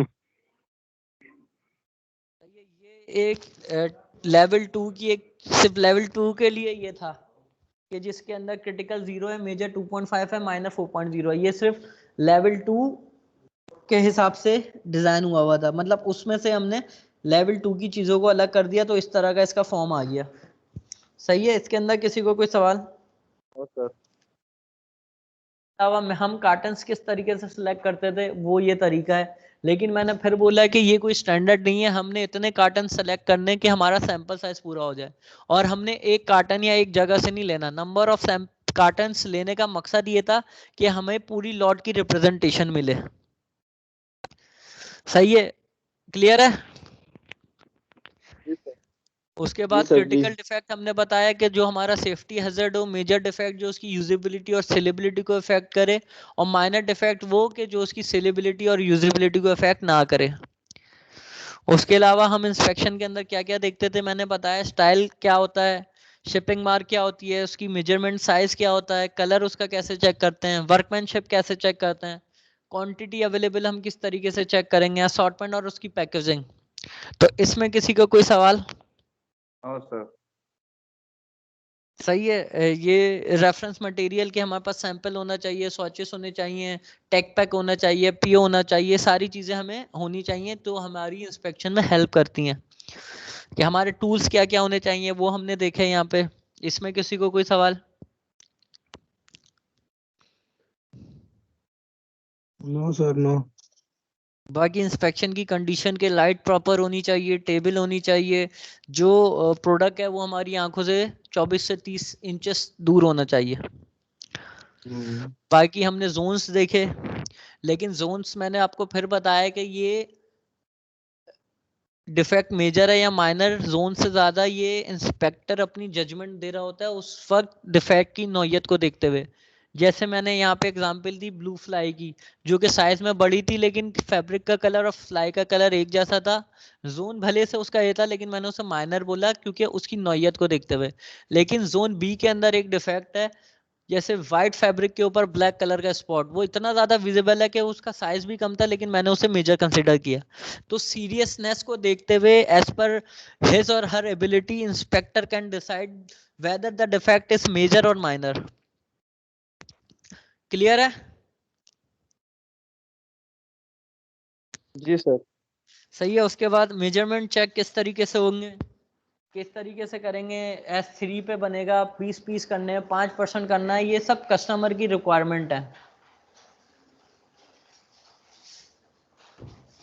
सही है। उसके अलावा कंडीशंस क्या होनी चाहिए कि आपकी जो टेबल है उसकी हाइट कितनी होनी चाहिए, आप किस किस तरीके से मेजरमेंट करोगे, वो सारा प्रोसीजर यहाँ पे डिटेल में लिखा हुआ है 7 पॉइंट्स में। तो यहाँ पे किसी को कोई सवाल? No sir. सही है। उसके अलावा ये हमारी नो सर। टॉलरेंस, लेकिन मैंने इस टॉलरेंस में भी आपको बताया कि ये कोई बाइबल नहीं है, कस्टमर टू कस्टमर या कंपनी टू कंपनी वेरी कर सकती है। सही है। ये मैंने थोड़ा सा रिवीजन आपको करा दिया। यहाँ तक किसी को कोई सवाल है तो बताएं। नो सर, क्लियर है सर। सही है। तो आ जाएं अटेंडेंस। अटेंडेंस हम ले लेते हैं। एहसन सिद्दीकी मौजूद थे क्लास में? शुरू में थे सर। थे मौजूद? जी मौजूद थे सर। जी sir. Ali Dada? Present sir. Arsalan? Arsalan Ahmad?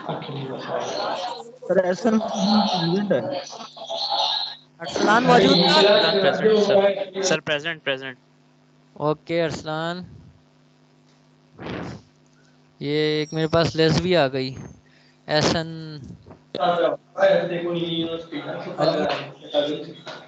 Ali बाप सर मैं प्रेजेंट। बाबर साहब प्रेजेंट था? प्रेजेंट है सर। दुआ जब्बार? दुआ प्रेजेंट है? एहसन अपना माइक बंद कर एहसन। दुआ की आवाज नहीं आ रही। सर उसमें ग्रुप में बोल दिया है प्रेजेंट है ग्रुप में। सर मैं रह गया करो। इब्राहिम? कोमल? कोमल? जी सर, प्रेजेंट सर। कोमल? कोमल थी क्लास में? सर मेरी टारगेट है। शहबाज? सर आपका ना इंटरनेट का इशू है, आपको वॉइस में डिस्टॉर्शन आ रही है। मसद? माइक ऑफ कर दो सर। या मतलब उठ गया सर मैं यार प्रेजेंट हूँ। नशारी ऐसा अपना को माइक ऑफ सही है। आमिर यार शहजाद? ठीक है पता। आमिर शहजाद मौजूद है? Yes sir present sir. Abu Bakar? Mohammad Ali? Noman? जी सर। जी sir. Saqib? Present sir. Mushtaba? Present sir. Present sir. सही है। रिजवान अली?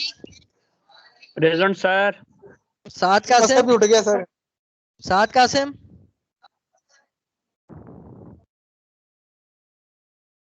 सद्दाम? Yes sir. सैफुर रहमान? सैफुर रहमान? लगी ये देख ले मैसेज कर दिया। सिकंदर? सिकंदर शरीफ? सिकंदर मौजूद था क्लास में? लग गई यार। हेलो सर मसब की लग गई। हाँ मसब की लग गई है। मैं सिकंदर का पूछ रहा हूँ, सिकंदर मौजूद था क्लास में? दीजिए सर, मसब तो सो गया वापस। सिकंदर, सिकंदर का बचाओ बेटा, रिकॉर्डिंग हो रही है, कोई फजूल बात नहीं करो। सिकंदर का बताओ।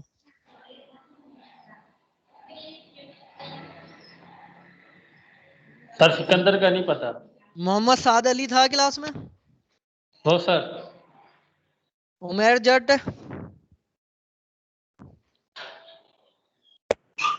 उमेर? Umar Umar Hameed, yes sir. Umar Zafar, yes sir. Sir Ehsan sir Siddiqui मेरी प्रेजेंट। हाँ एहसन सिद्दीकी भी प्रेजेंट है, मैं ग्रुप पे देख लेता हूँ। सर मेरी लग गई ना सर। ये कौन है भाई? Ehsan Munir sir. Hello sir. सही है। अच्छा किसी को कोई सवाल नहीं है तो वो जा सकता है। ओके, अल्लाह सर मैं हाफिज, आप take care, class is ended.